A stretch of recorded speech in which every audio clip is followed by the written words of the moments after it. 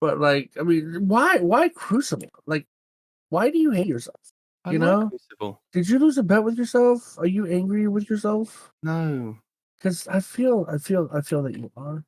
You know, and I feel that we should have an intervention and step in on your behalf. Like, look, you think you play Crucible, but nobody plays Crucible. You know, They do. no, it's not. It's not a Lots of thing. people play Crucible. It's not a thing. It Okay. is. There's. Yeah. I tell you what. There's Some people graphs play and Crucible. charts. Bungie have provided graphs and charts. Parody would be proud this week. Oh, really? Play Crucible. You know how much he likes an X and Y axis graph chart. Just that he's not here to help go through it. So, speaking of helping, I'm surprised you didn't get a third. We don't need a third. We are more than capable. Okay, I'm more than capable of dragging you. Welcome to Two Titans and a Hunter, a Destiny 2 podcast. Dedicated in bringing you all the latest information, news, and opinions. This is the best show for new and veteran Guardians alike, where we share tips, tricks, and tools to help you succeed and enjoy playing even more. So with all that said, let me hand you over to your hosts, the Triumph Hunting Titan Nitedemon, the pink-panted pansy Hiroti, and your Hunter Master Ranger, Mr. No One Respawns in Real Life! My cough is slowly going. A cough is slowly going, better than quickly coming. I've been suffering with it for about 3 weeks now. Every week on the podcast, I was in a coughing fit last week, and Perry was like, "Man, you need to go and get that sorted out." I'm like, "Yeah, it's slowly going. I'm taking medicine, and the medicine tastes like feet. It's horrible. I'm not having it anymore. I'd just rather ride it out." Well, welcome to my life. Well, you know that horrible kind of thick cough syrup that just tastes like they've put sweetener in it, but you can't mask the fact that it tastes like feet. It's just like, oh, I'm gonna be sick because it's in my throat. Can you make that sound again? I'm not entirely sure how you make that noise. What does it sound like again? No, I can't. Come on, no. I mean, no. It's for scientific purposes. We need to know for the future. Just rewind it. It is a struggle being Respawn. At least somebody appreciates it. All right, somebody out there. Well, no, hang on. It's a struggle being me carrying Respawn. Carrying you? I'm sorry. I'm carrying you. I've lived with that cough since 2007. I've lived with that cough that you're describing, and it gets worse every year.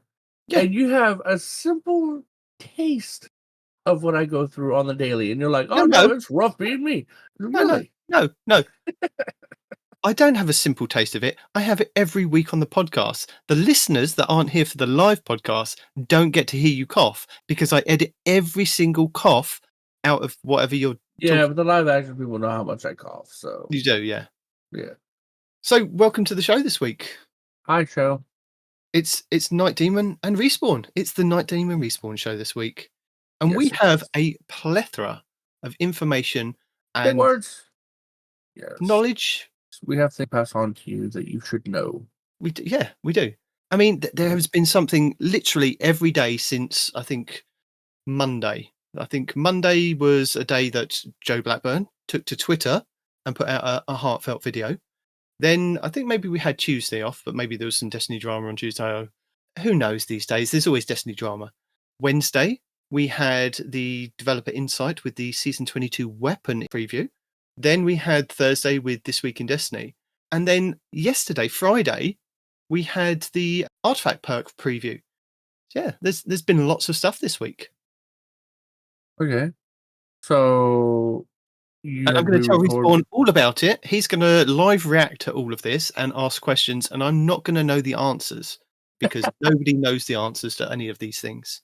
What? You have not only listened to it, you've created an entire 17-page document referring to it. So you absolutely, if anybody knows what they're talking about, it's going to be you.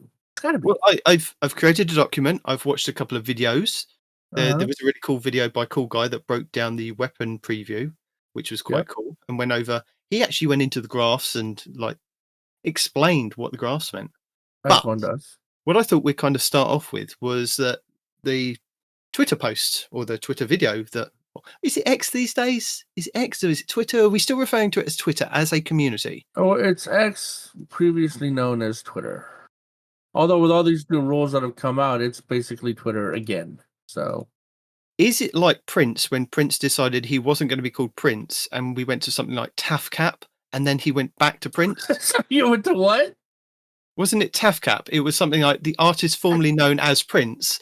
And yeah, but they it wasn't. It abbreviated wasn't TAFCAP. He was just a symbol. His name was a symbol, which in its own right is No, but hilarious. I'm sure at one point he went TAFCAP and then it went to Symbol and then it went back to Prince. Or did it never go back to I Prince? don't We'll remember just refer to him TAFCAP at all, dude. What the hell's a TAFCAP? as the artist formerly known as Prince. Uh-huh. Get with the times. I'm so sorry. So, X, Twitter, Joe Blackburn, game director for Yeah.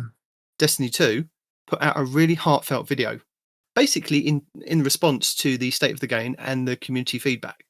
And I was listening to kind of a couple of other podcasts on this, Destiny community podcasts, and they were questioning why do you think Joe decided he was going to take to Twitter and put out this video? And I think Miss 5000 Watts kind of summed it all up with the fact that when you've got big YouTubers that aren't even invested in Destiny or associated with Destiny putting out videos about the state of the game of Destiny and referring to how bad it's got with that state of game, as a game director, you're maybe thinking, this has gone far beyond the reach of just our Destiny players. Maybe I need to kind of take some time, reflect on what this feedback is, and then go to the community and say, right, this is what we're going to do to help. So I think that's the kind of basic gist from the community, is that, you know, it needed to be done. And it was a really heartfelt video. And Respawn says he hasn't watched it. So I'm going to tell him all about it. And if you are interested in it, I will link the video in our show notes. But basically, the TLDR of it was to give us some reassurance about Destiny and as a whole going forward. So Joe did talk a bit about his excitement for the upcoming showcase on the 22nd and wanted to let everybody know that the reveal will be focusing on the final shape and Season 22 and what's to come in Destiny 2. Okay, he did mention that there was an upcoming Xur revamp with HUD improvements that are planned for the future, but they won't be discussing that at the showcase. But again, it's throwing those little tidbits out there for us to kind of go, ooh, we would find that interesting, but maybe other people might not find that interesting. Are you interested to know that Xur's coins and strange coins might be getting an update, Respawn? I'll be very interested to see what it does, but I mean, it's getting updated. Cool. What's it going to do? Are we going to have better okay, so what does it mean for new players versus veterans, right? Now, veterans that have most of the exotics, does it mean anything to us? Probably not. Unless we can specify the armor that we want to re-roll, that'd be cool, right? Now, for new players that don't have exotics, it's probably going to mean more to them. But as far as, you know, veterans, I think new players coming into the game are kind of swamped with exotics these days.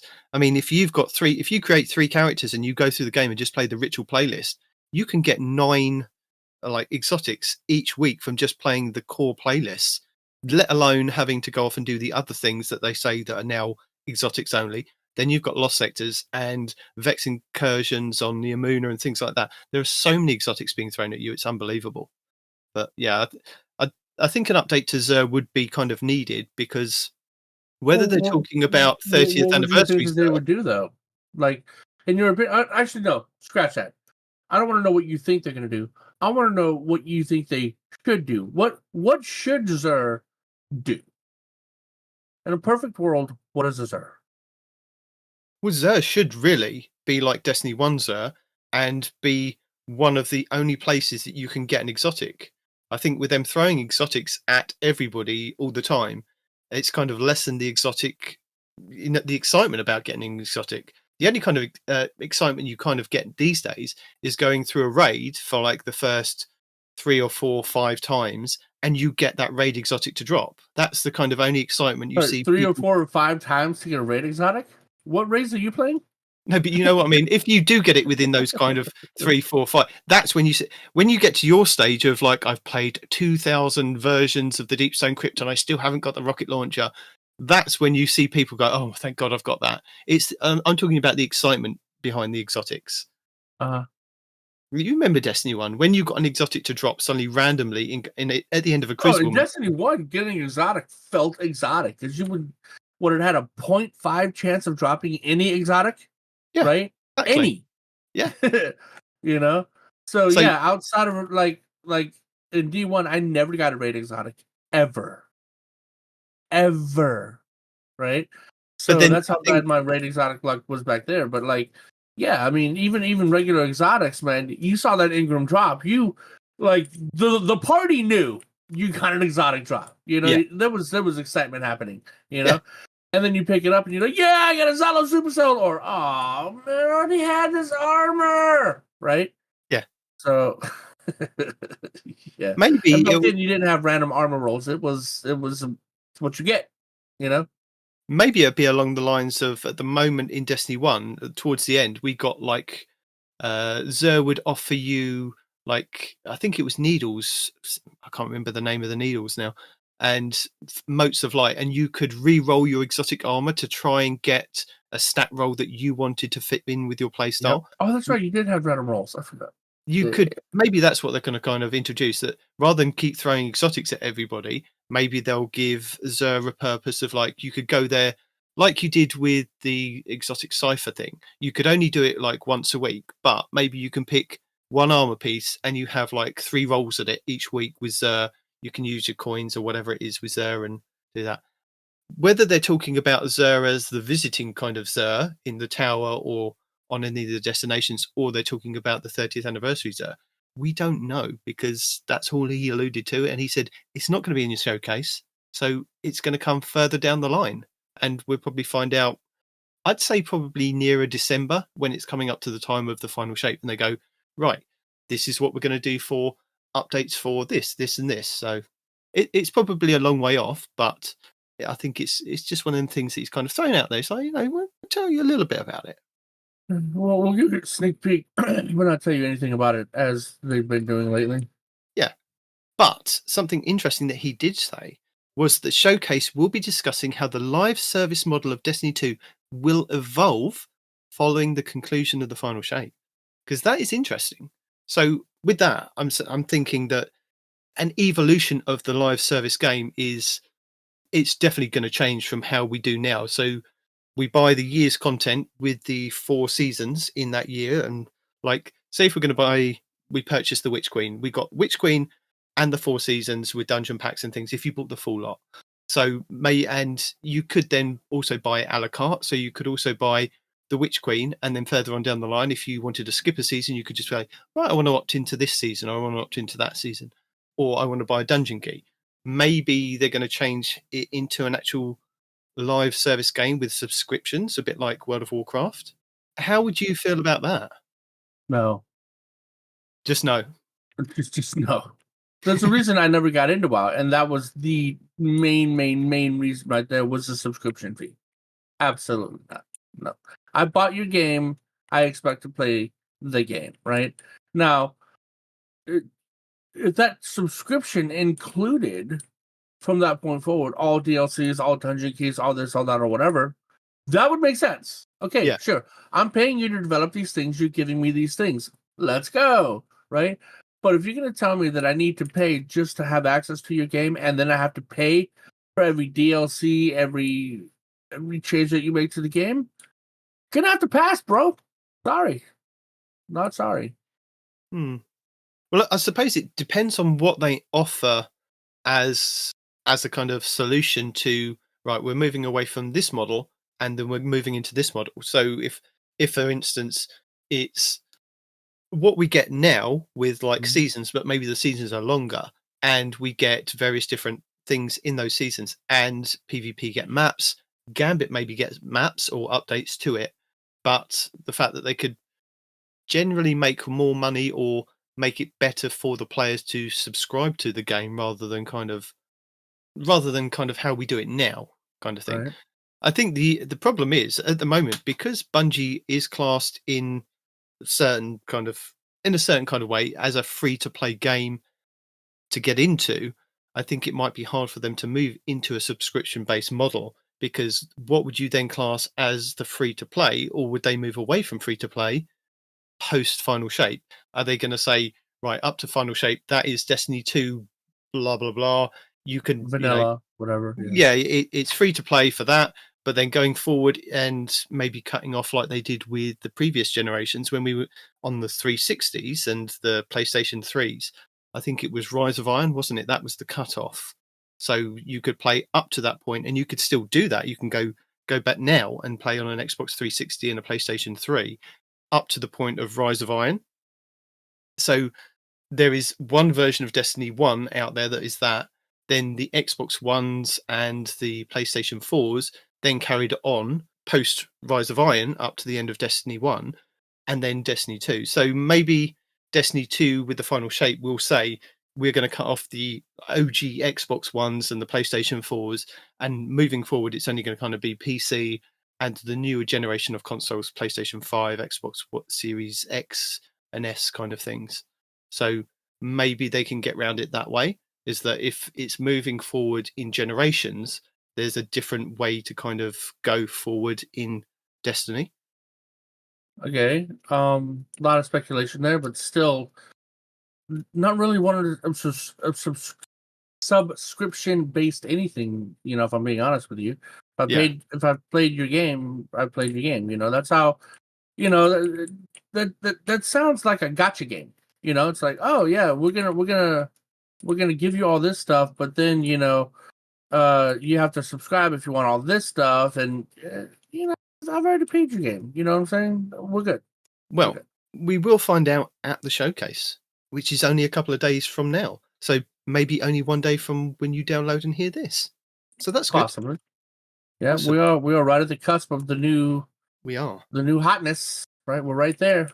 So everybody's all about Destiny's dead, Destiny's dead, Destiny's dead. Well, maybe in a day or two it won't be. We'll see. It's definitely not.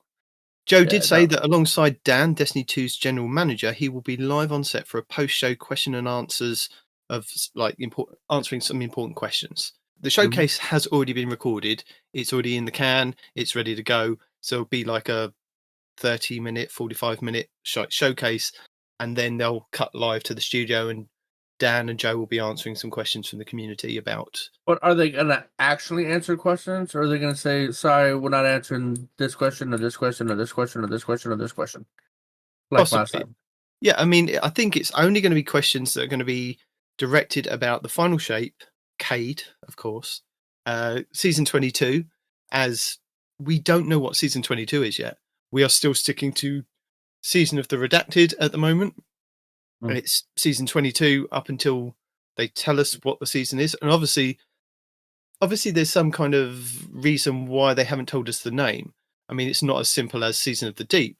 With Season of the Deep, we were able to speculate that they might reveal something that they don't want revealed. Yeah, I think they're going to putting two and two together, kind of thing.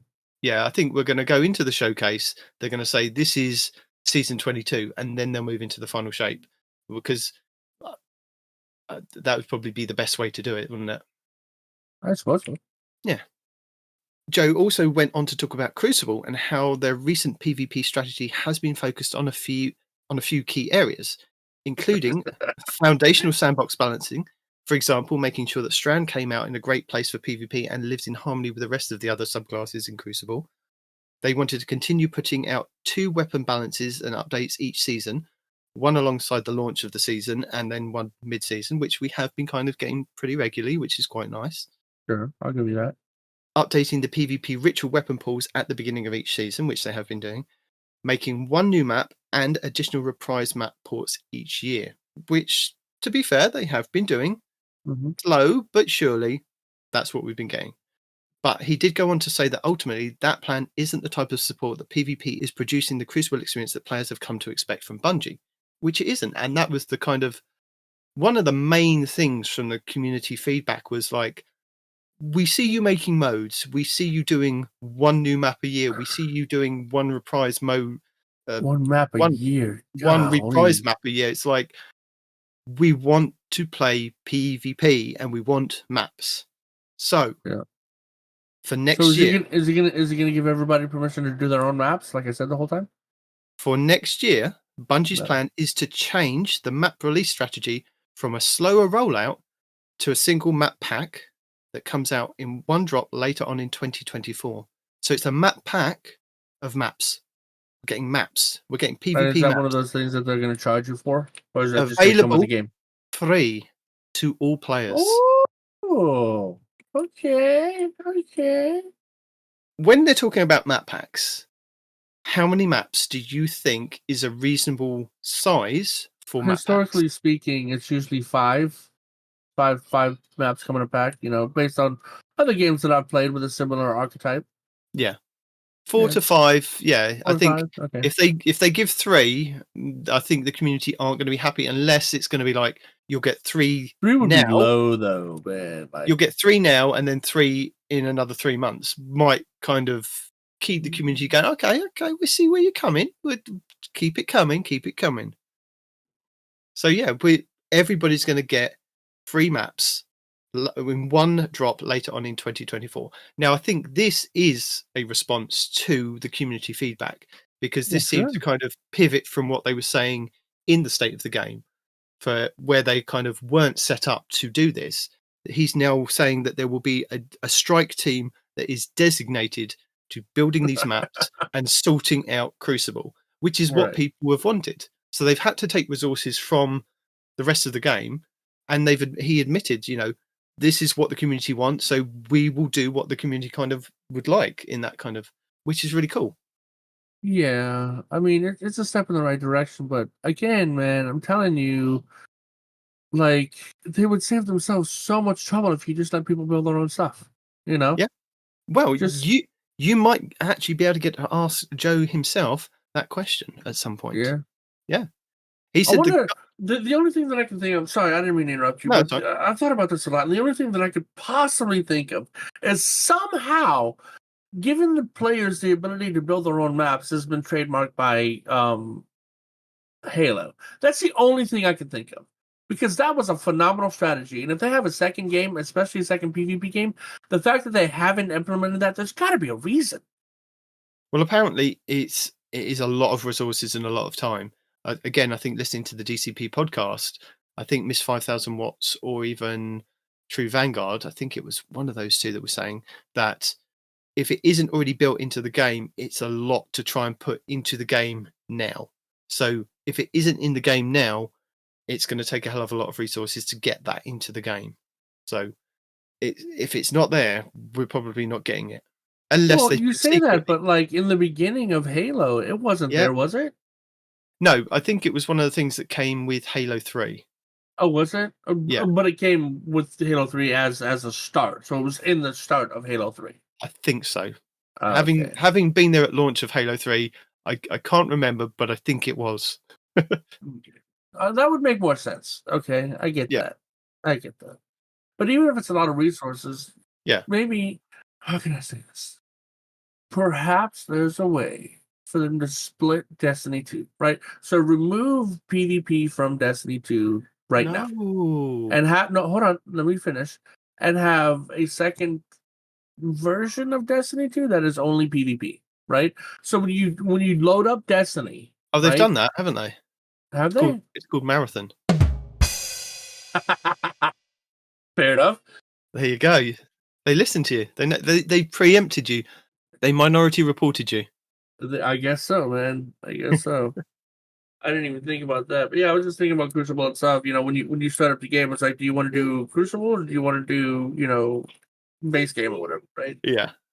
Joe did say that the goal is to get away from a single installment where a single map is expected to fit many different modes and gameplay styles and ends up being a more generalistic experience, basically having to fit one map to do all the things. So when they build a map like what's the one on the Throne World that we got, the really long one, I can't remember the name of it now. I never knew the name to begin with. There you go. Well, I'm sorry. I don't remember things like that. Names. Now, can you describe it to me? I guess that probably wouldn't help either. The one on the Throne World, the really long map. On the Throne World, like a PvP map. Disjunction. That's the one. Yeah, there it is. Yes. So yeah, the problem is that if they then create a map like Disjunction, it has to fit all kind of game modes and all game types, and in some modes it doesn't seem to work. So I think that's why, if they, this new shift in philosophy will allow the team to ship multiple maps together, delivering a more refreshing PvP experience all at once. And he did say it will take time. So it is a response to the state of the game. The teams are literally probably wait until the final, season 22 goes live, and then they'll be shifting over to doing these PvP maps. But yeah, when you have something like Disjunction and they put it out there and the community are like, well, we don't want to play on this unless it's kind of a 6v6 big team kind of battle. It's no good for 3v3. It's no good for this game mode. Well, it is 6v6 though. So yeah, that's accurate.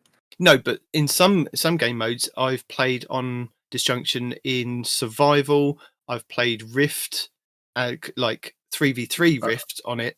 And you imagine like having to run like half of the map to get back to the Rift if you get killed. It's like, oh god. The smaller maps are a lot better for kind of that gameplay. So yeah, because you have to carry that ball for a long. If you carry it for too long, don't you explode? Yeah, you do. Okay, so yeah, that's a bit of a problem. Joe went on to explain that the team know that new maps alone won't drastically alter the foundation of PvP, and that they need to revamp and up their strategy on modes as well. So he did talk about how the team are excited for us to get our hands on and play the 2 new additions coming in Season 22. That's Checkmate and Relic. We discussed that last week, so that's cool. Do you remember what those ones were? Checkmate. You all ride giant chess pieces. You all ride the giant chess pieces like in Harry Potter. You don't do that. No, Checkmate is like, it reminded me of Call of Duty the way you explained it, if that's what I'm thinking of. It's more primary ammo focused. Yes, so that one. That you have to earn your special ammo and heavy ammo. If heavy ammo, abilities and supers are really slowed down and is more about the primary gunplay, which a lot of people are excited about. And Relic is where you kind of get the Aegis shield from the Vault of Glass, the Synaptic Spear, and the Scythe, and you get kills, charge up your meter, then you can go and pick up your Relic and go to town, like a bit like Mayhem, really. And you'll probably have a short window to kind of use your Relic to get kills and be killed by it. So yeah, those are the 2 modes that they're quite excited for us to get our hands on, and we're excited about that. So that's cool. He did mention that there have been a few obstacles, like setting up character voiceovers and a handful of bugs that have held them back from kind of a handful of bugs. Yeah, in Destiny. Yeah, he was referring to like when they put a game mode in labs. So at the moment we've got like Countdown Rush, Countdown. There's about 3 different versions of Countdown. There's Countdown Rush, Countdown something else, Countdown something else, and we've had other game modes in the Crucible labs, and like with Iron Banner with Eruption and things like that. And they've had a handful of bugs and voiceover issues that they've kind of been scared to kind of then just drop them into normal playlists. And he did say that going forward, that they're going to just make these modes available in the core playlist as soon as possible, and maybe just ignore the fact that Zavala's speaking in a Crucible match and stupid things like that are going to cause these bugs, but not take away from the actual gameplay. These are kind of just them being perfectionists, basically. They don't want to release their baby into the world or into the kind of core playlist when it's not fully formed. But he was saying they'll kind of look at it, and if it's not like a bug that's going to kind of kill the game mode, it will kind of, if it's just a voiceover dialogue thing that's an issue, it's going to go in there and you're going to be able to play it. So more of those will be coming soon into the core playlists. So that's quite cool, because I think at the moment here we have there's about 3 or 4 game modes in the normal Crucible playlist, opposed from like Control and Rumble Up that are permanently up. We have a playlist that comes up each week that is just a normal Crucible playlist that you can have like Clash, Momentum Control, Zone Control in things. And then you have the Relentless Crucible playlist, which has like Rift. So why are they called like Relentless and this and that and the other? Is it like one's 6v6, one's 3v3, one's 4v4? I mean, why are there different names? No, there's just 2 different playlists, because Control is its own playlist. And then they built these other 2 game playlists for Crucible. So I think one is definitely called the Relentless Crucible playlist, and the other one's called, I think, maybe the Core Crucible playlist. And the Core one just has different game modes that aren't kind of stupid game modes. So you'll have Clash, you'll have Zone Control, you'll have Momentum Control, and then in the other one you'll have things like Rift, you'll have Team Scorched, you have Mayhem.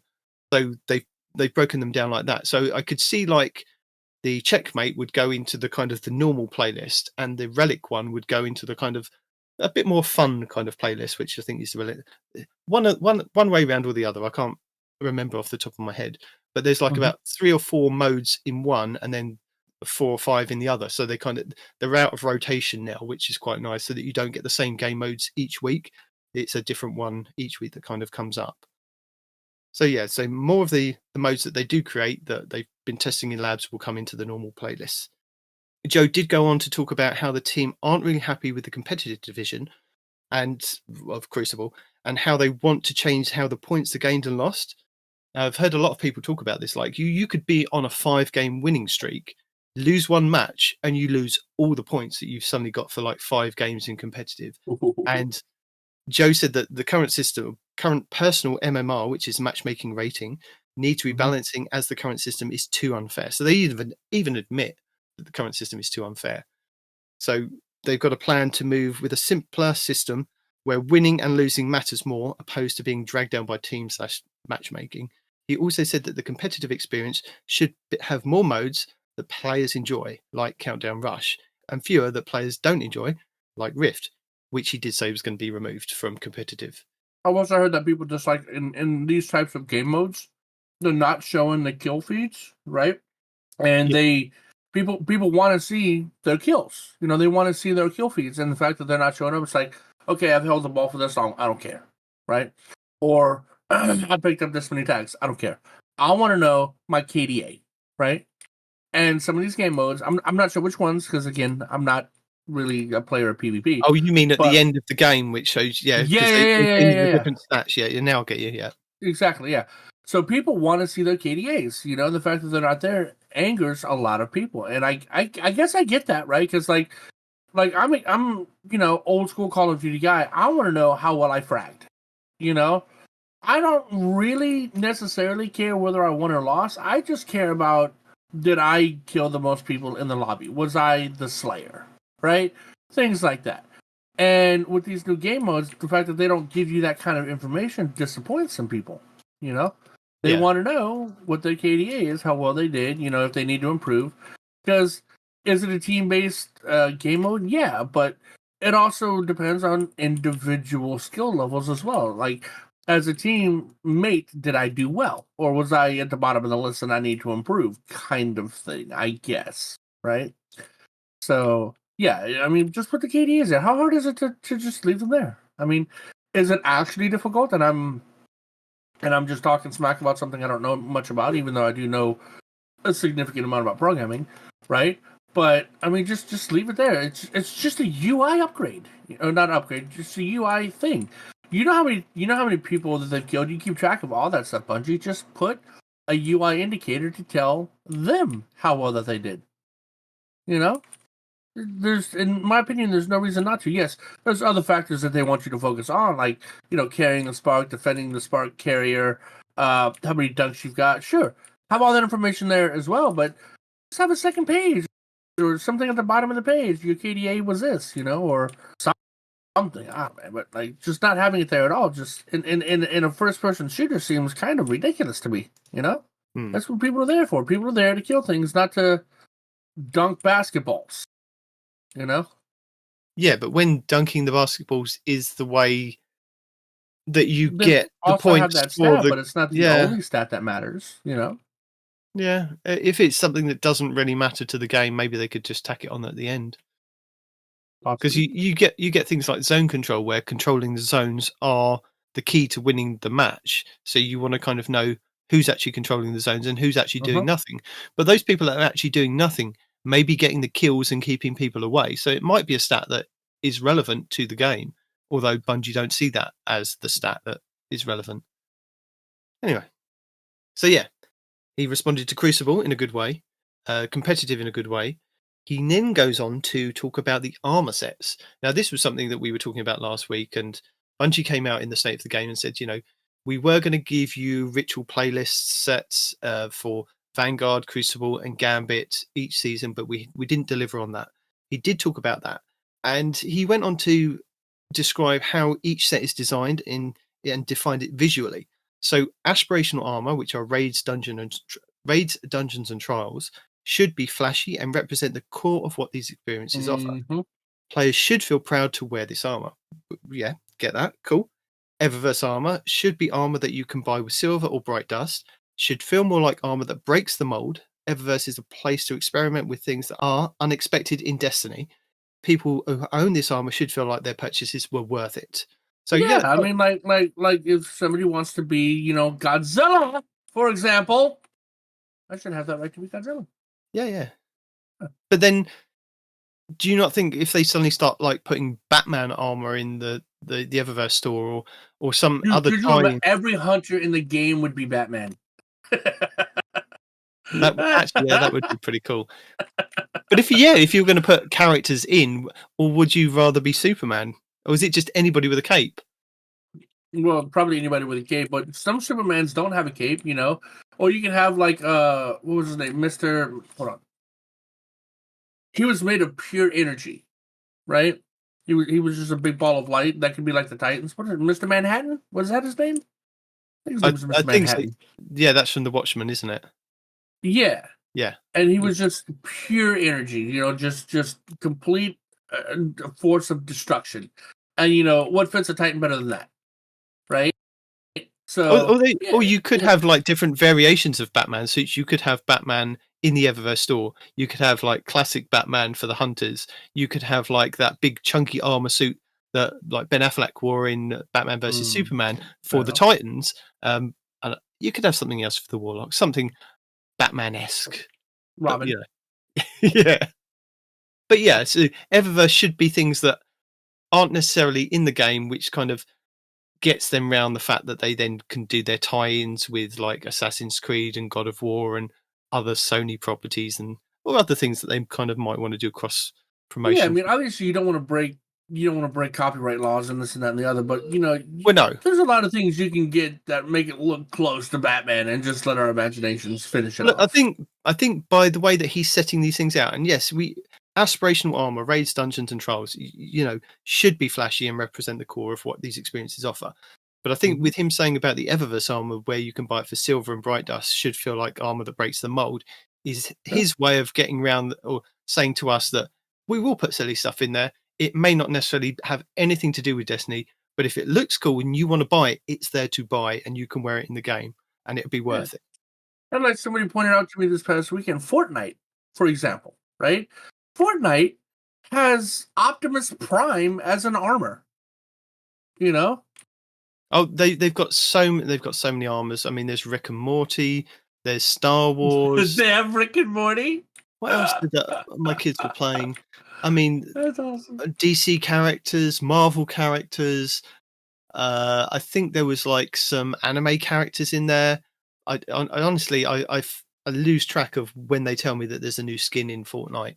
So yeah, I thought you played that game. And they all have their kind of different styles. So Optimus Prime will be kind of a robot style robot, whereas then you could stand him next to like the cartoon version of like the Clone Wars Anakin from Star Wars, and it's like they look completely different and weird in this world, but somehow it works. But so we also have narrative armor, which armor shown in their trailers, season pass armor, campaign armor, and this is thematic and built to drive home the specific fantasy and moment in time. So that kind of goes along with us playing the game and getting that kind of armor. Like this season, we've got that armor that's got kind of all the tubes on it, like deep diving and things like that. It's the theme of the season. You might not necessarily want to wear it all the time, but it may kind of help you put a build together to look like Bane. So I think Spider-Sides did a Titan Bane looking outfit, so you can go and check that out. But yeah, it's things like that where kind of that they show in their trailers that kind of go along with the theme of whatever the season is or whatever the story's doing at that point in time. And then you have the rituals and blues, which are your Vanguard, Crucible, and Gambit earned armor sets, and these represent the core Guardian fantasy. And what does the Guardian on the front lines of battle look like? I thought that we getting rid of those armor sets. Yes, but he was just defining those. He went on to explain that due to a shift in 2022, the team reevaluated their armor priorities to focus more on armor that people earned in aspirational content like trials and raids.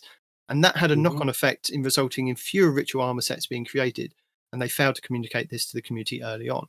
So him going through, like, this is in our heads, this is what, each armor set is created for this, this, and this. So if we're putting more time and effort into making you look flashy and represent the core of the experiences and make you want to kind of do those core experiences, then the ones at the bottom, like the blues and the ritual stuff, is the thing that kind of got left behind. We didn't communicate that to you, and they've admitted that a couple of times to say, look, we are sorry. But he did come back with an olive branch on this one as an apology. He didn't say it was an apology, but it is an apology, basically. He went on to explain that they have converted one Eververse set of armor from Season 22 into a ritual armor set that anyone can earn before the end of the season. So this is one armor set that was originally going into Eververse for you to buy. Isn't it so it's armor that feels like it breaks the mold, and it's going to be worth it to purchase it. Kind of armor is going to be available in Crucible, Gambit, and Strikes. See, that sounds good on paper, but what if it's like the worst set that they had in Eververse, and they're just pawning it off because they know no one's going to buy it? No, I don't think that's going to be the case. It's not going to be the case. It is a one-off. Sorry, I know that. How do I know that? You know this because you have a real good track record of giving us what we want. No, but when they go out on a limb and make an apology, I think they've done this a couple of times where they've gone, right, we messed up, have this, and everyone's gone, this is really cool, and they were like, yeah, that was going to be over there and you were meant to pay for it, but we've decided to give it to you for free. They've done it a couple of times, and I can't remember off the top of my head where and when, but maybe I'll make a note for this one. Neither can I, which is making me kind of wonder a little bit if that's true. But my memory can't be trusted, so I'll believe you. Makes you wonder if it was one specific armor set that was in Eververse, surely it had its own, it just had one look for each of the characters. They've now then got to create that and put it into like maybe different color sets for Vanguard, Crucible, and Gambit. Or is it going to be one set you can earn across all of them that look very similar? Or maybe, I think that they'll have to create kind of different color sets for them and make them, maybe put a kind of shader on it to make it look differently, like they have done at the I think the weapons. No, like the armor set that's currently been there for a couple of seasons, the one that looks the same everywhere you go. So if you go to the Vanguard, it looks the same as the one in Crucible and the one in Gambit. But say like the Gambit is green, the Crucible one's got red, and the Vanguard one's got blue and orange on it. Yeah, so I mean like the ritual weapons that we've been playing with too. Yeah. So it'll have that kind of colouring, possibly. Don't know. That's all he said so far. We'll have to wait until Season 22 drops to have a look at it. So that's going to be interesting. He also then went on to say the same thing that they said in the state of the game, that the team has also plans to ship a new ritual set alongside the final shape next year. So those vendors, the Crucible Gambit and Strikes, will also be getting a refreshed set from what they've got currently available. Joe rounded out his video by talking about communication and how Bungie want to continue to have a transparent, open line of communication with the community whilst keeping their team safe, because there's been a lot of things of teams get threats and teams getting members getting attacked and them having to take people to court.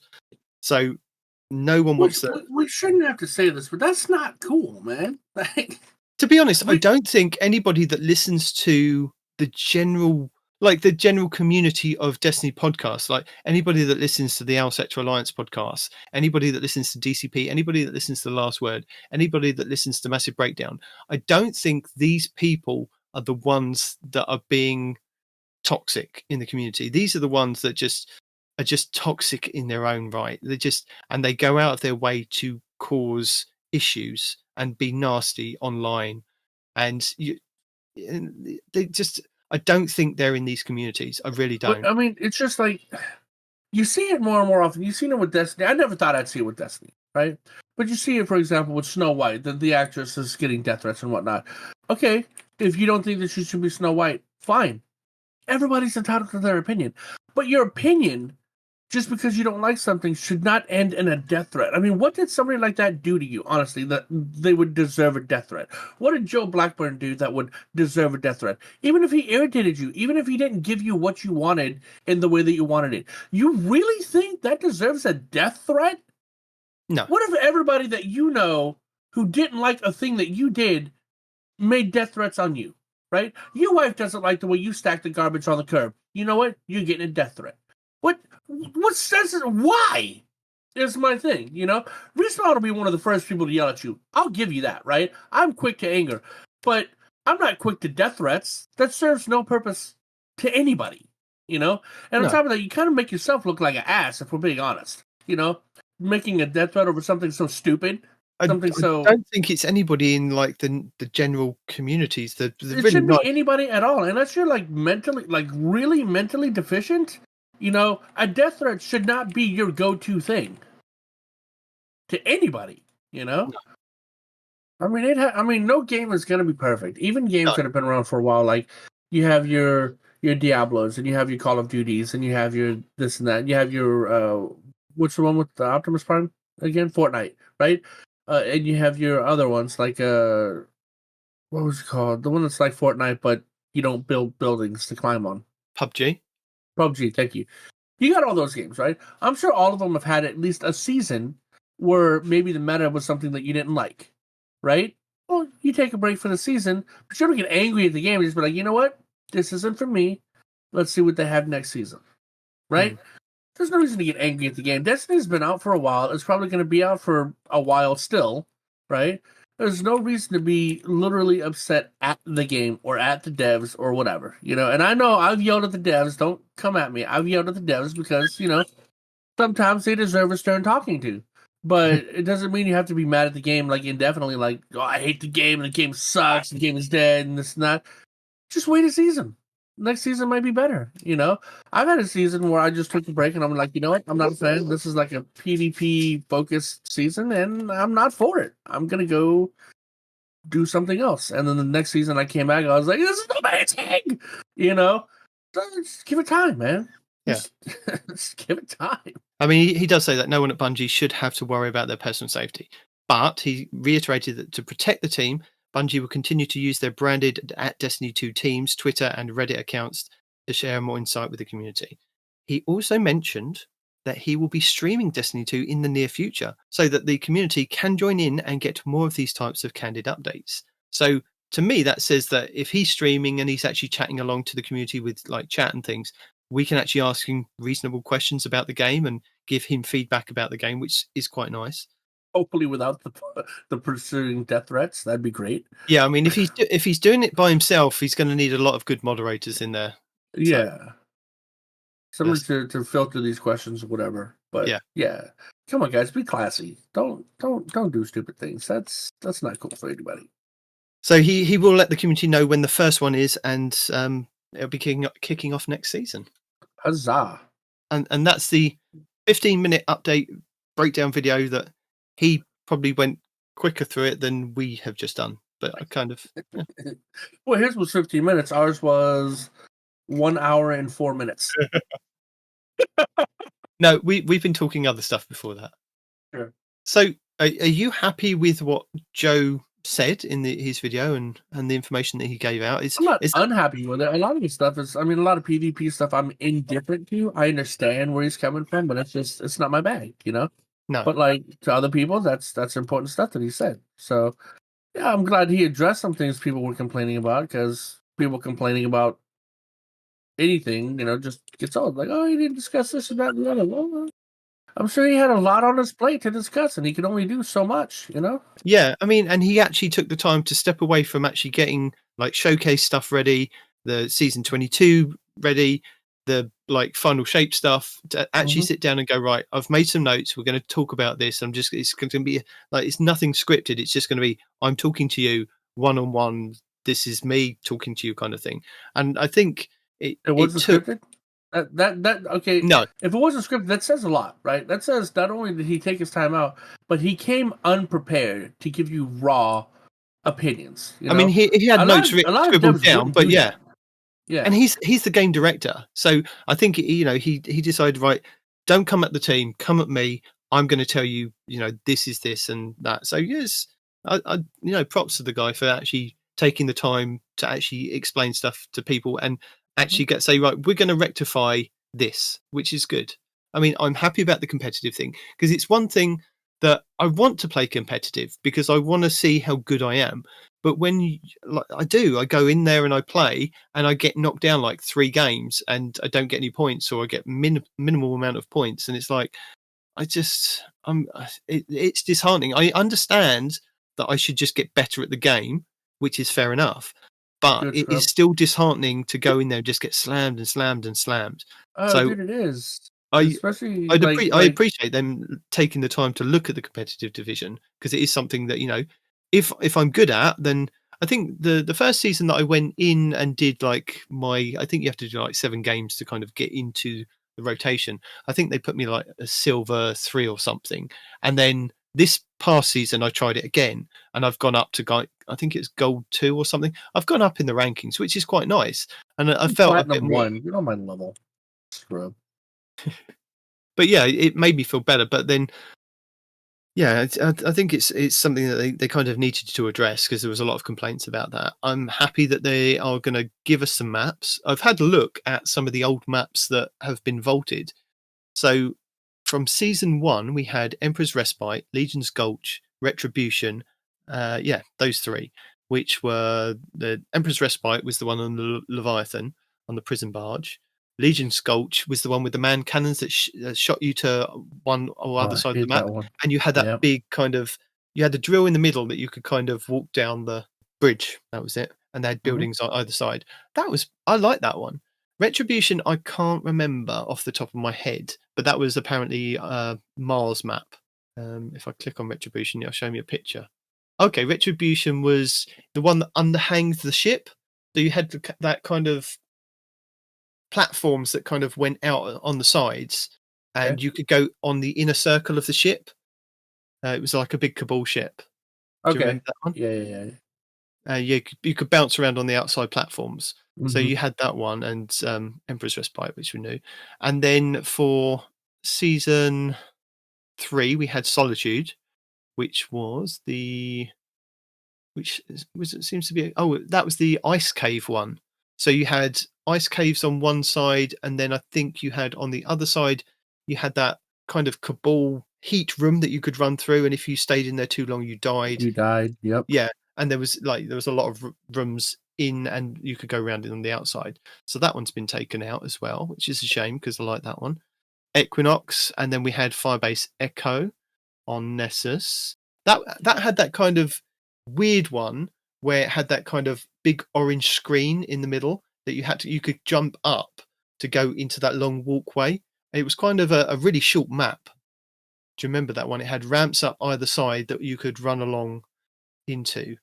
Anyway. I remember ramps, but I don't remember a big orange screen though. There was 2 orange screens either side that showed you this walkway that you could run through. And it was up high, so you could try and jump up into it. I think you could go through the orange screen, and then you could go underneath it as well. So that was Firebase Echo, which was also taken out. And then we had Gambler's Ruin, which is the Tangled Shore, and Citadel.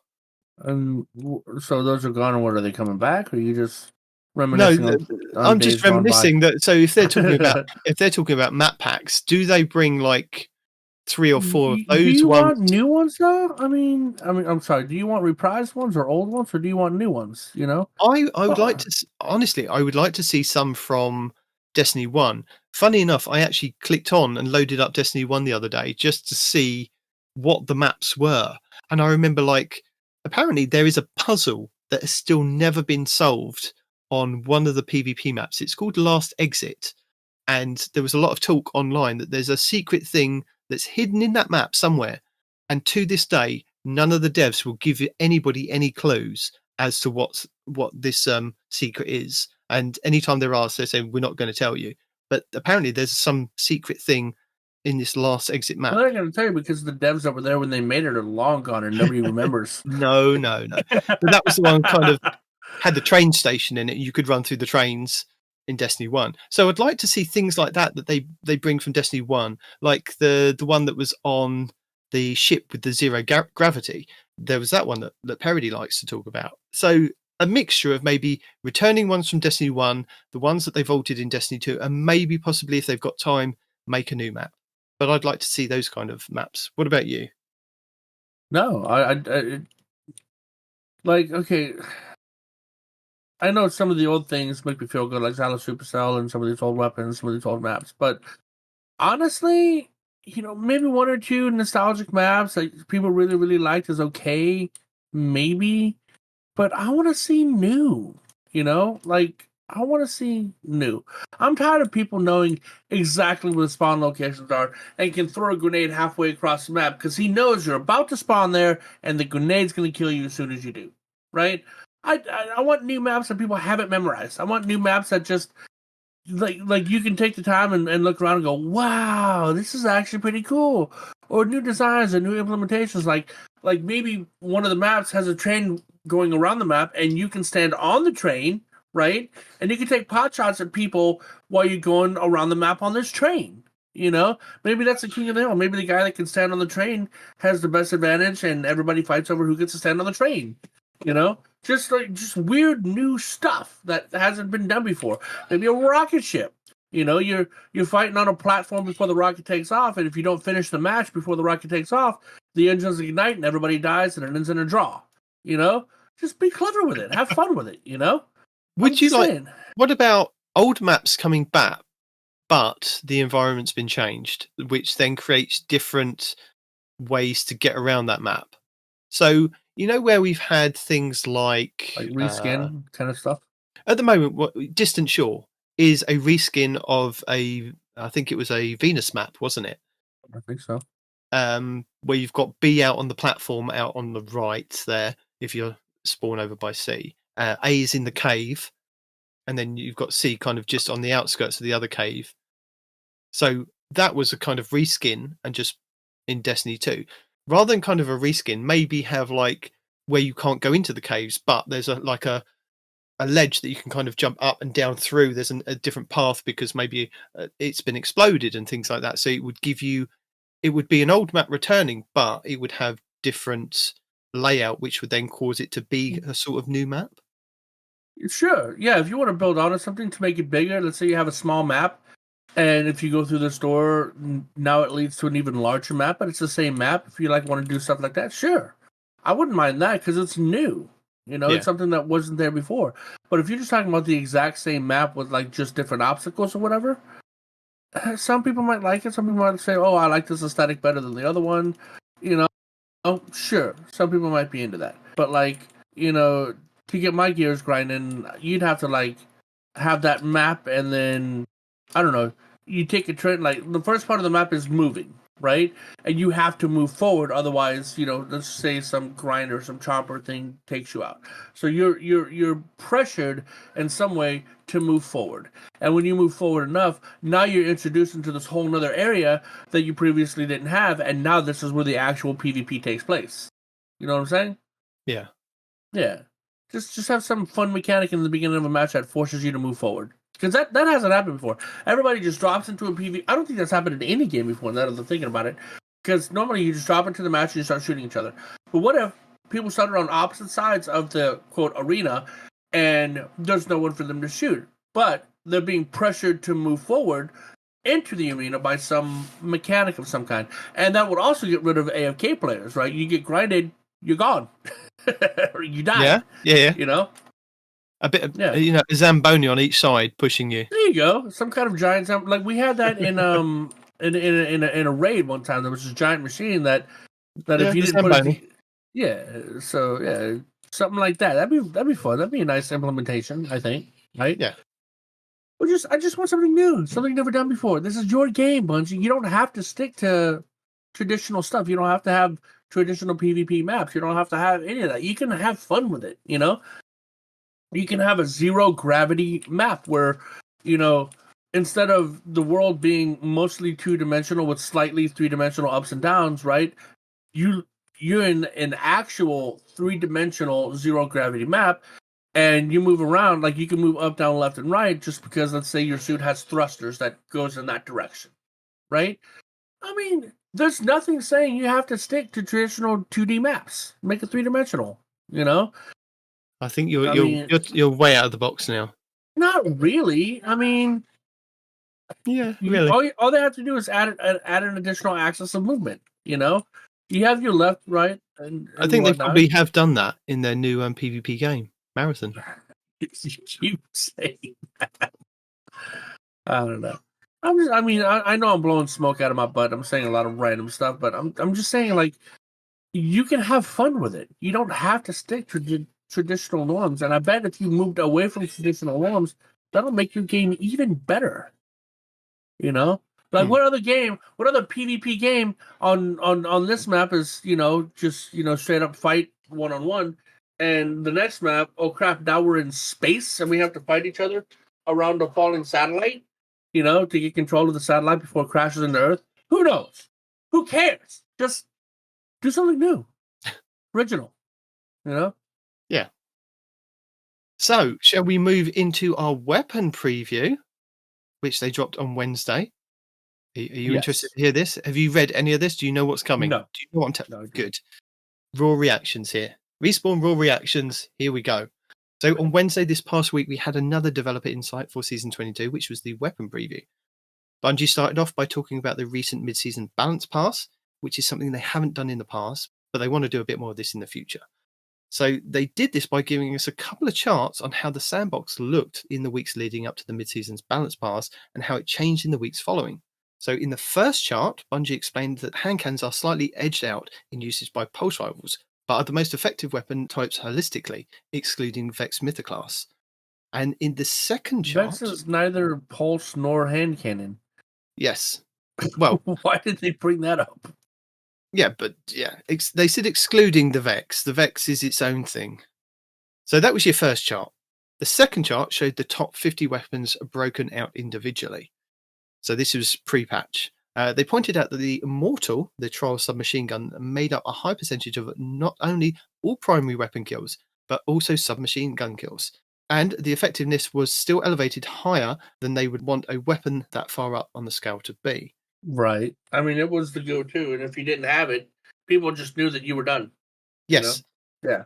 But they did also point out that the news that they were going to nerf certain weapons, like No Time to Explain and Graviton Lance, preemptively began their move downwards. So they kind of also tracked that where they said that they were going to nerf them, it kind of moved them down in what they were going to do before the patch went out. We're going to do it. We're going to do it. So you better go and start using something else. Right. They don't even need a nerf. They just need to threaten a nerf. It's like, hey guys, we're thinking about doing this. You know what? Your Immortal that you got? Yeah, it's going to get nerfed. Everybody stops using it. Guys, we don't have to nerf it anymore. Right? No, they still nerf them. Well, I get it. It's like... So then the next two were the post-patch charts that they showed us. So the following two charts showed again high skill PvP usage and weapon post update, with hand cannons moving up whilst pulse rifles and SMGs trended downwards. On the top 50 weapons charted, the Immortal Adept, so that's the submachine gun from Trials, still reigns supreme for the moment, but the usage has decreased without a corresponding increase in effectiveness. They do go on to explain that they have got their eyes on certain weapons, but these charts show that there is a solid balance among the mid-range weapons in terms of effectiveness heading into Season 22. Nothing notably out of band as yet. Then we have another couple of post-patch charts that they showed us. They did add a couple of interesting things to note, though. Hand cannons are comparatively much less effective when they add the lower skill levels back into the analysis. And if they remove the high skill from the equation, their effectiveness is negative. Instead, exotic auto rifles are the ones higher up in the charts. Gee, so you're telling me if you remove skill from the equation... It gives you a completely different chart. Really? Yeah. So wow. Us non-hand cannon wielding players love an auto rifle, especially exotic auto rifles. Oh yeah, definitely. But beware. Who wants to aim? Man, beware. Bungie will be keeping a close eye on auto rifles, especially given most of them will be receiving a buff to range in Season 22. Ooh. Hard edge? What was the one that it shot faster as you It was an auto rifle, not the sweet business. It was a legendary, and it fired faster the longer you held it. There was a gamut gun. You can do it. I don't You can remember. do It's it. been a long time. No, I can't do it. Breakneck Breakneck. There it is. had I knew it's it. the only weapon that's got the onslaught power. Yes, onslaught. This weapon's rate of fire yes. increases as you stack up rampage, and it had rampage on it. But it is. Did a you already weapon. have that up? Were you going to talk about that? Because you went into details pretty quick right there.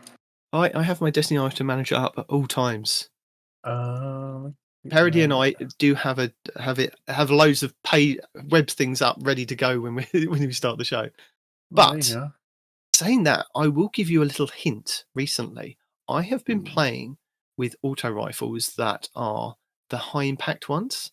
So these are the 360 RPM ones. Now there are a handful of these, and I'm kind of giving this information to you, Respawn, and anybody else that kind of listens to the podcast. These high impact frames, right? Originally, I've got things like the Halfdan D, which are sunset, but I've got some really good rolls on that. So if you haven't got a Halfdan D that you've got in your vault, like me, you can go out and get a Lodbrok C or a Herod C. Now, these are all 360 RPM auto rifles. The impact is 33 across the board, but the range on the fire slow, bounces around a bit. range on these things is fantastic. Now, but it gives you good range because the reticule bounces around a hell of a lot when you fire the daggum thing. Yeah. But this is what I'm saying, right? On the Halfdan D, that works amazing. I'm not talking like it's okay. It is amazing, and I swear by it. I can kill loads of people in the Crucible with this. It comes with moving target and dynamic sway reduction. So moving target increases the movement speed and target acquisition when aiming down sights. I also then have the dynamic sway, which improves accuracy and stability when continuously holding down the trigger. I put a backup mag on this thing. It has, what is it in the magazine? 39 in the magazine. If I put it on my Titan with the Active War Rig, it fires forever. It also has steady rounds on there, which is -5 to range, but +15 in stability. But when you think about that, it's stability of 35. But when you get moving target and you get dynamic sway reduction working as well, it increases. And can you range tap the trigger on it? Because tap the trigger with dynamic sway would be a phenomenal roll. This is where it gets better. So this is the Halfdan D, which is the one that is sunset.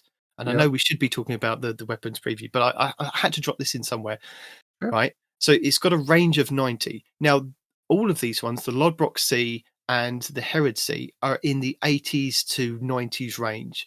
I've even got a Herod C that's got 100 range on it. But in my appreciation for the Halfdan D, I then went and thought, let's see what else we can kind of get to drop on these weapons.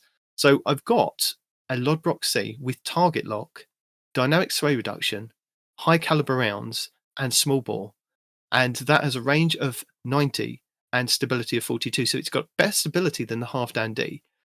It has a handling masterwork. So if I could get something maybe like stability masterwork with some of those rolls, and they are random rolls, these ones to drop. I got another one that had Adrenaline Junkie and Perpetual Motion on there with ricochet rounds, but I'm more leaning into maybe having high caliber rounds, which will give extra flinch on enemies.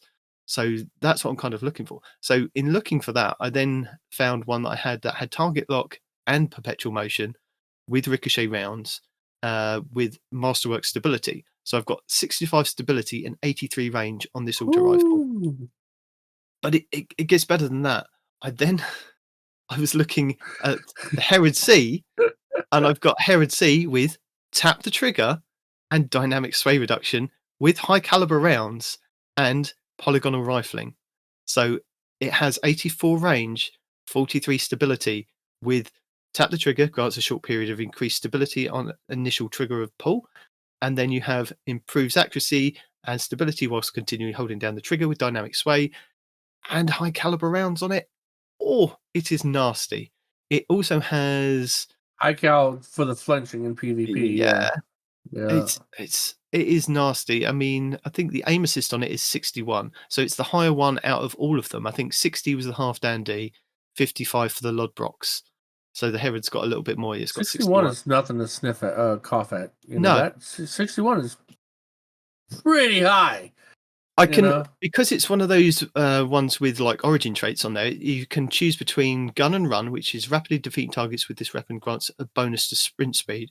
Guardians and powerful combatants and higher targets grant this bonus quicker, or Harke breach armaments. So this weapon deals increased damage against vehicles, turrets, barricades, and stasis crystals. So it's fantastic against like things like barricades and wards of dawn and well of radiance. And You're again, not, if you're not gonna kill a Ward of Dawn with an auto rifle.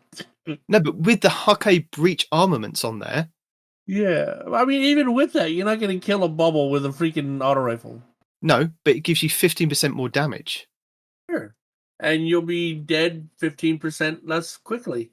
Or nah, actually, no, you'll still be dead. Who cares? You Actually, no, start shooting a bubble, you're saying gonna that, die. it gives you 30% more damage on turrets, barricades, ward of dawn, and well of radiance. So 30 more damage is better See, than no, the nothing. well. There you go. The Ward of Dawn, not the Ward of Dawn. The barricade and the well.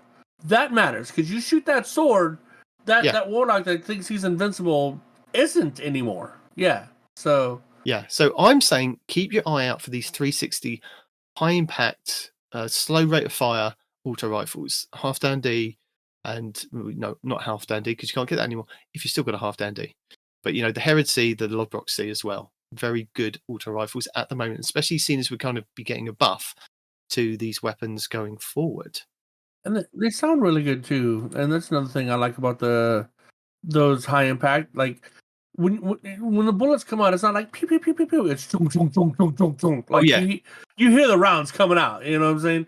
So it's a satisfying sound whenever you use those as well. So I mean, it's just purely aesthetic, but sometimes I like aesthetics. They matter. and the thing is, I mean, when you've got things like the Herod is the one that's a stasis weapon, so you could also build into slight stasis builds with this.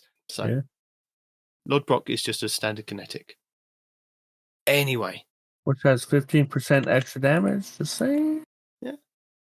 Moving into season 22, weapon balance changes. Apparently, a while back, when Bungie made the swap to infinite primary ammo, they unintentionally generated a bug that caused running double special weapons to drop heavy ammo at an increased rate. No. That's not a bug, Bungie. It's a bug. No. Take it back. I mean, they don't are. take it back. No, Take they back are. what you're saying. Don't take So, back the feature. while is they what you meant to did say. like this for running some builds, it was unintentional. So, going forward in Season 22, PvE kills with 2 special weapons equipped now generate heavy ammo at the same rate as 2 primaries, or 1 primary and 1 special. Oh, flag dab it. Exactly. Reticles.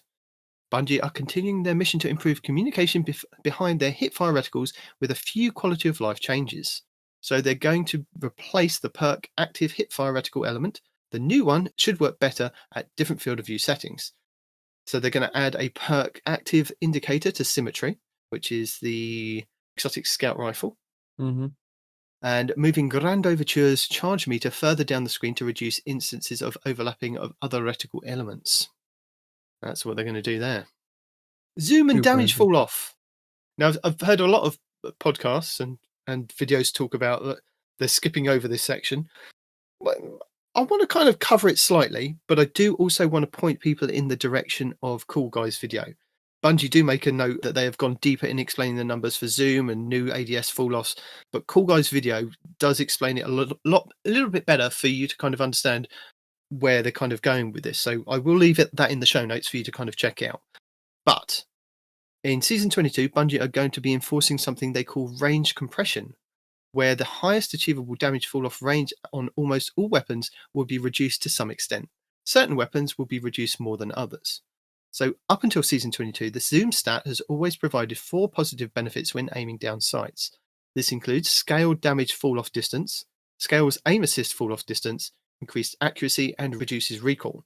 So as of Season 22, Bungie have removed the first benefit from that list, so that the Zoom stat will no longer scale damage fall-off distance. It will still continue to provide other benefits. In its place, they now have a new stat called Aim Down Sight, ADS, Damage Fall-Off Scaler, which they will apply to all weapons that can experience damage fall-off. So, as I said, that can experience. What weapons can't experience damage fall off? Is it like hit scan and is it hit scan that they're saying about that? And things like bows at the moment don't have damage fall off, but it is something that they were talking What do you about mean that they they don't have could. damage? They have effective rangers. What are you talking about? Oh, I can't remember now. Yeah, because the only one that would fit that criteria would have been the hard light. You know, back before they changed its lore. That was the only one that did not have damage fall off. It had infinite range, right? So now that that's no longer a thing, what else could they be talking about that has no damage fall off? I can't remember off the top of my head. Yeah, me either.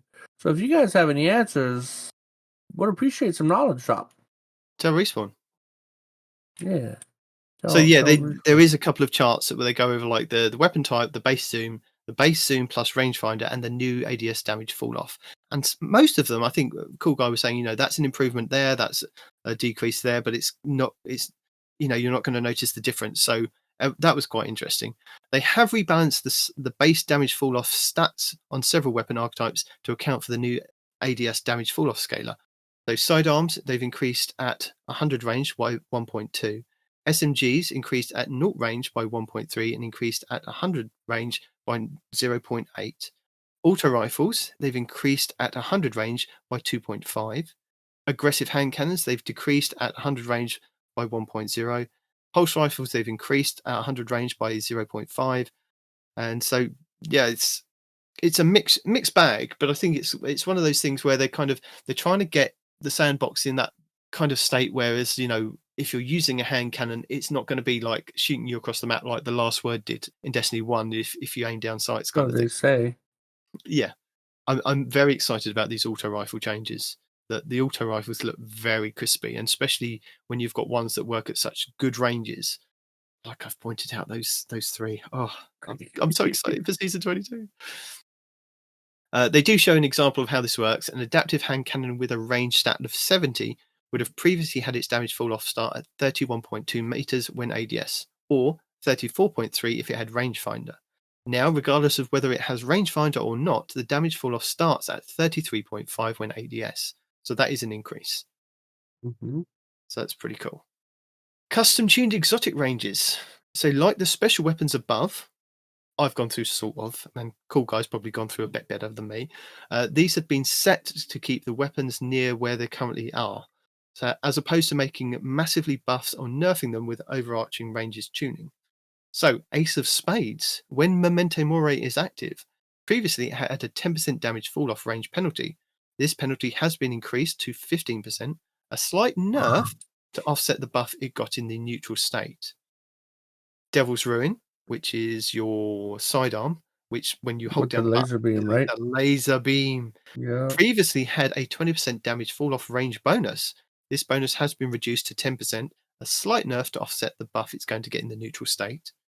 Revision 0, your exotic pulse rifle, when Hunter Trace is active, now has a 4.5 times ADS damage fall off scaler.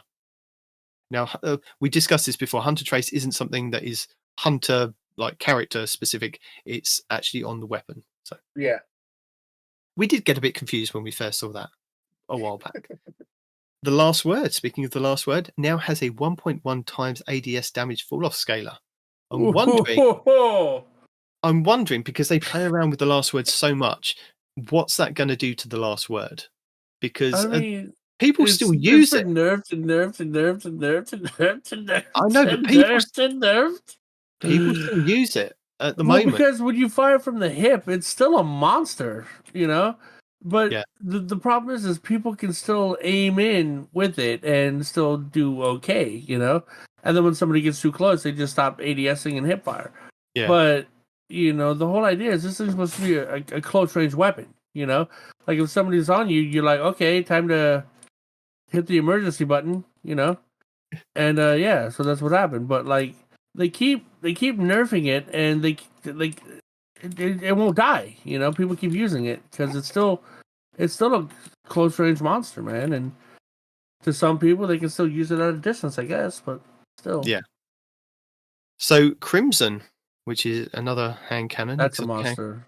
It is a monster, but it now has a 1.3 ADS damage fall off scaler. It previously had an intrinsic 5% damage fall off range penalty, and this has been removed. So I don't know how that's going to affect that weapon, because at the moment, it is a monster. Like in, I'd say, mid-range PvP activities. So my version of Trials, I see it a lot, and my version of like PvP, I see it a lot, but maybe not the high end.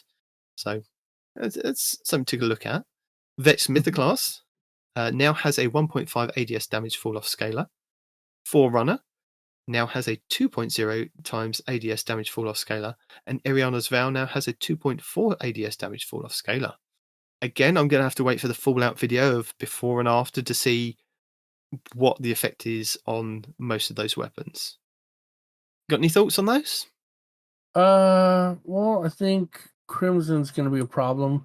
Last word is last word, so it's going to be a problem regardless, right? With Crimson, I mean, you say your version of Trials and whatnot, but I mean, I've seen Crimson a lot. You know, it's a really stable hand cannon, and you know, it's when you get kills, it heals you and refills its magazine, so it's able to just kind of keep the damage train rolling, right? So it's definitely a weapon to watch out for, all things considered. Well, Bungie say that they have heard the complaints that hand cannons feel underpowered in PvE, and they wanted to address that whilst also giving PvE. them... E. No, Sorry. this is going forward. Okay. I think those other things are mainly PvP, but they didn't necessarily state it. It could possibly... If it's underpowering in PvE, okay, that I can agree with. I thought they meant it's underpowered in PvP. Sure, what? I'll play the same game? They've noted that, complaints that hand cannons feel underpowered in PvE, and they wanted to address that whilst also giving them better use case to fit their hard-hitting fantasy. So they have decided that it makes sense for them to be big game hunters of primary weapons by massively increasing the damage they deal to major combatants. Additionally, without investment in reload speed or perks that auto-reload, hand cannons have often felt too punishing, or if missing shots or running out of ammo at critical moments. So they have buffed their baseline reload speeds in a way that filters upwards to be a buff for all hand cannons, although it's a smaller buff as you get higher up the scale. Warden's Law, which is the new one that's kind of being reintroduced, will deal increased precision damage, but it comes with a challenge of needing to land 2 bullets on target instead of 1, providing an extra reward for players who have a great aim. So in general, they've increased the reload stat at 0 stat by 15%. PvE damage is increased across the board against minors, red bars, which is 20%, and increased the damage against major combatants, which is orange bars, by 75%. Heavy Burst, which is changed Warden's Law to be the first member of the new subfamily, and the Heavy Burst is fires 2-round burst, which we kind of knew. But I thought I'd throw it back in there just so that we knew that's coming. Bows. Bungie have increased the base velocity of precision bows and brought up the lightweights to match, which has done wonders for how they feel at a distance. Have you been using bows? Have you noticed the distance, Respawn? No, and no. No, I thought so.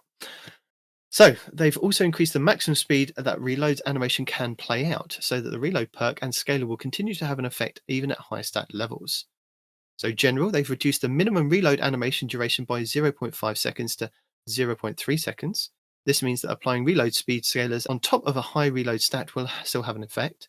And they've increased the projectile velocity at full draw so that projectiles will continue to perform as if they were hit scan at longer distances at high frame rates.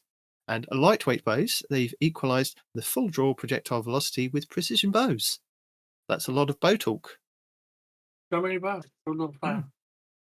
So SMGs, they've corrected a long-standing visual bug that prevented RPM stat from displaying correctly. This does not change the actual RPM of the weapon. They have always fired at 720 RPM. So that's the aggressive. They fixed the RPM. I was going to say, you said SMGs, but you didn't say which ones are firing like this. Yeah, well, it's the 720 RPMs. Thank you. Sidearms. Aggressives can no longer kill in 3 bursts of only body shots, making them less forgiving in exchange for an increased damage fall-off distance they received. So the aggressives, they've reduced the base damage from 32 to 30. And I think they were saying this was a bug that they kind of got introduced, that they're kind of just making sure that they kind of bring it back in line. Put it back. The BXR Battler, they've increased the zoom back to 20. Nice. Because of reasons. Because it's a good bronze rifle. Shotguns, they fixed a visual bug that was causing the impact stat to display incorrectly.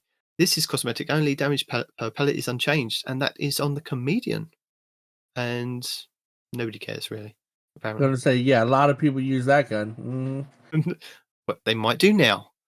Now it's fixed. No, because nothing changed. It was just visual. Yeah. Fusion rifles, they fixed an issue where the Adept, Masterwork, and Enhanced Trinsic perks were decreasing the damage dealt by fusions when they changed the charge time stat. Now, I always thought that was a thing, that if you had like a Masterwork on there that decreased the time for charging, it decreased impact on it. So they're changing that. So maybe on Adepts. Hold on, the Masterwork shouldn't have decreased the damage. Now, yes, yeah. It did? Yeah. Really? So apparently it's not meant to do that, so they've kind of fixed an issue with that.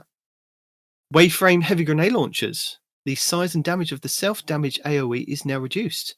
So it should make it much safer to fire the projectile closer to your feet. So you're not going to hurt your tokies. I love not hurting my toesies. No, tokies. Sure. Yeah. Swords. At present, swords don't hold much value to players because, although they excel at ease of use and are ammo rich, they are required for the user to put themselves directly in harm's way. Bungie, yeah. Sword Guard could mitigate this, but the guard's duration is difficult to predict with incoming fire and disables the sword's primary meaning of offense and the full charge heavy attack. The guard also mitigates a very small amount of damage when compared with other existing defensive options, like the glaive. Further, while numerous sword guarding related perks are already in place within the game, they don't see much play. So, they have decided to undertake a rework with the aim to increase the viability of blocking to an advantage on enemies, increasing the value of sword guard related perks, as well as allowing guardians to use their fully charged heavy attacks more often. Our intent is that the sword now occupies a niche where they provide both better staying power and survivability. So swords, energy now recharges after a short delay when used, but recharges much faster. The delay before recharging and the recharge rate are both governed by the guard charge rate stat. This delay ranges between 2.7 seconds and 1.05 seconds, decreasing with charge rate stat. And they've massively increased the rate energy returns after the delay to compensate. And they've increased even more higher charge rate stats. Even after the delay, swords now return to full energy from empty faster than before the rework. Full power heavy attacks can now be used with any non-zero amount of sword energy, rather than requiring full sword energy. Hold on, say that again. Heavy attacks can be used as long as you have any sword energy? Yes, with any non-zero amount. So you don't have to wait for that energy to kind of go back up.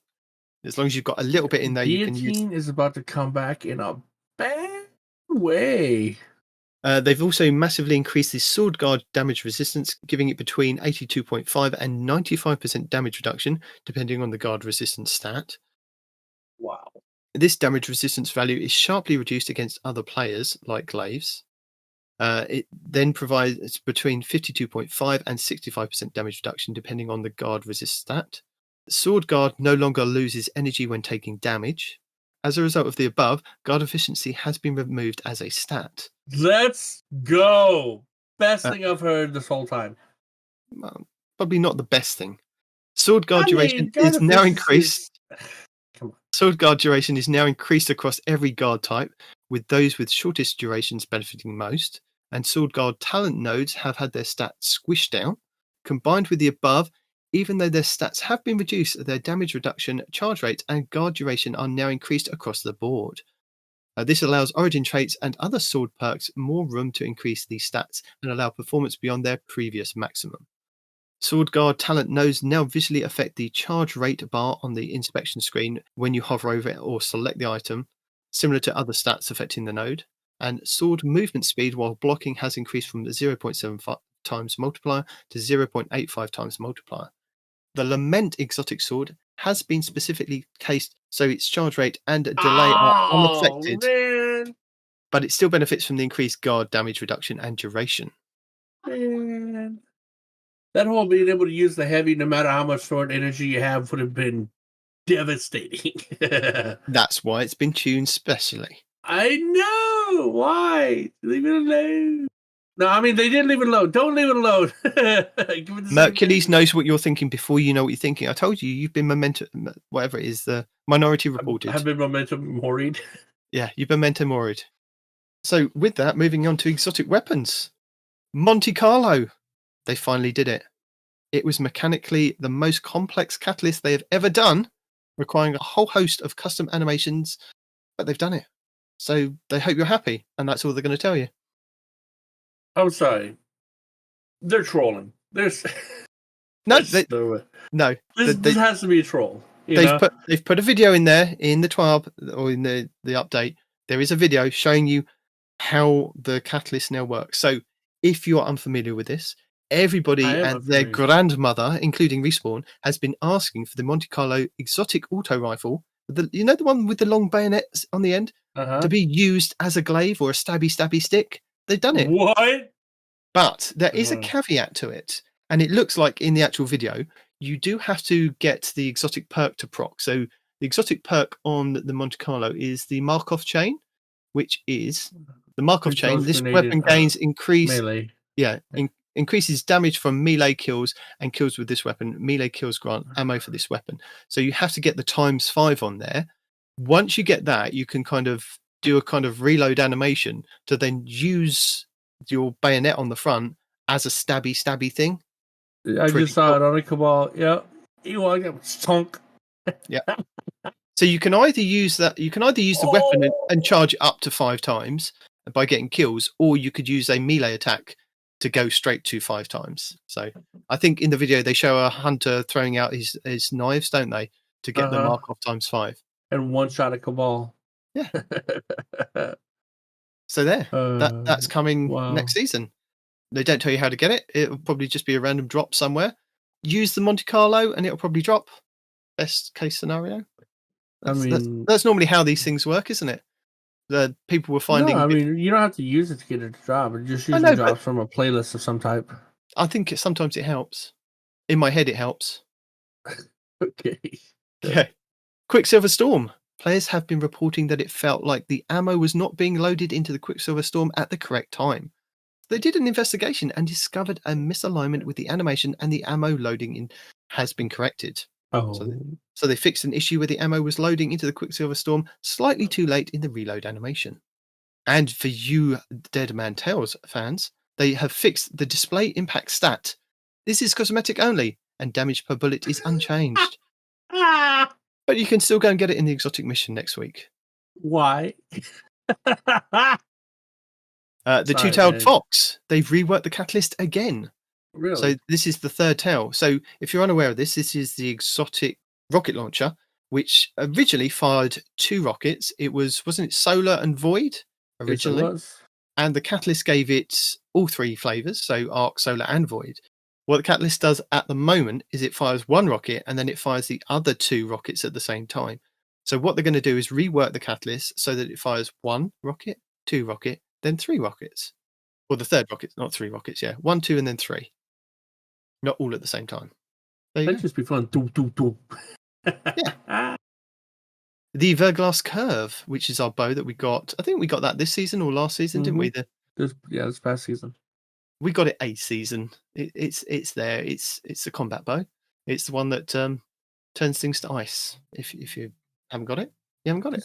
Turn things to ice. It makes ice crystals, and if you happen to be too close to the ice crystals, you might get a little frozen. Apparently, there was an issue with it that they fixed. If Whispers of Fissures gets the kill, it does not count as Hailing Barrage stacks. So they've also buffed the weapon's performance in PvP when using Hail Barrage. Whisper of Fissures detonates now generate Hail Barrage stacks if the stasis crystal was created by the weapon. Shiver Quiver now activates when slowing enemies. We increased the slot stacks from 40 to 60 when hitting players directly with a Hail Barrage arrow. This allows for a freeze if 2 Hail Barrage arrows hit the same player. Very nice. Le Monarch. Oh dear, my poor Le Monarch has long been a thorn in the side. That is a lot of Le Monarch changes. Of many high-end PvP players. With a massive chunk of damage, hard hit, and a long damage over time, the dot duration kept you out of the fight for what felt like an eternity. So they have decided to address both the facets of this problem at the same time by shifting Lemon to use the same damage profile as lightweight bows. It now deals 85 damage on impact to the body and 136 to the head against players.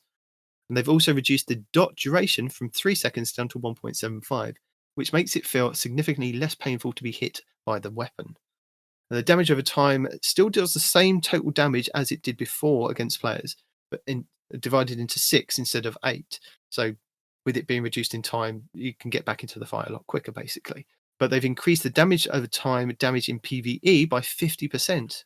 Very nice, especially against like barriers. I think it's overload, that one, isn't it, intrinsically? So in PvP, this should result in a slight DPS increase, with the reduction impact damage being offset by the faster draw time and the increased damage over time.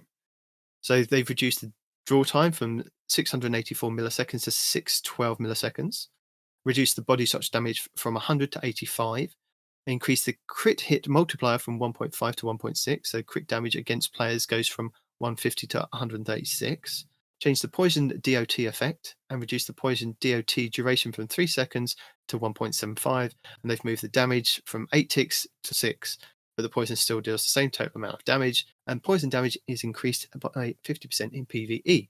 Cool.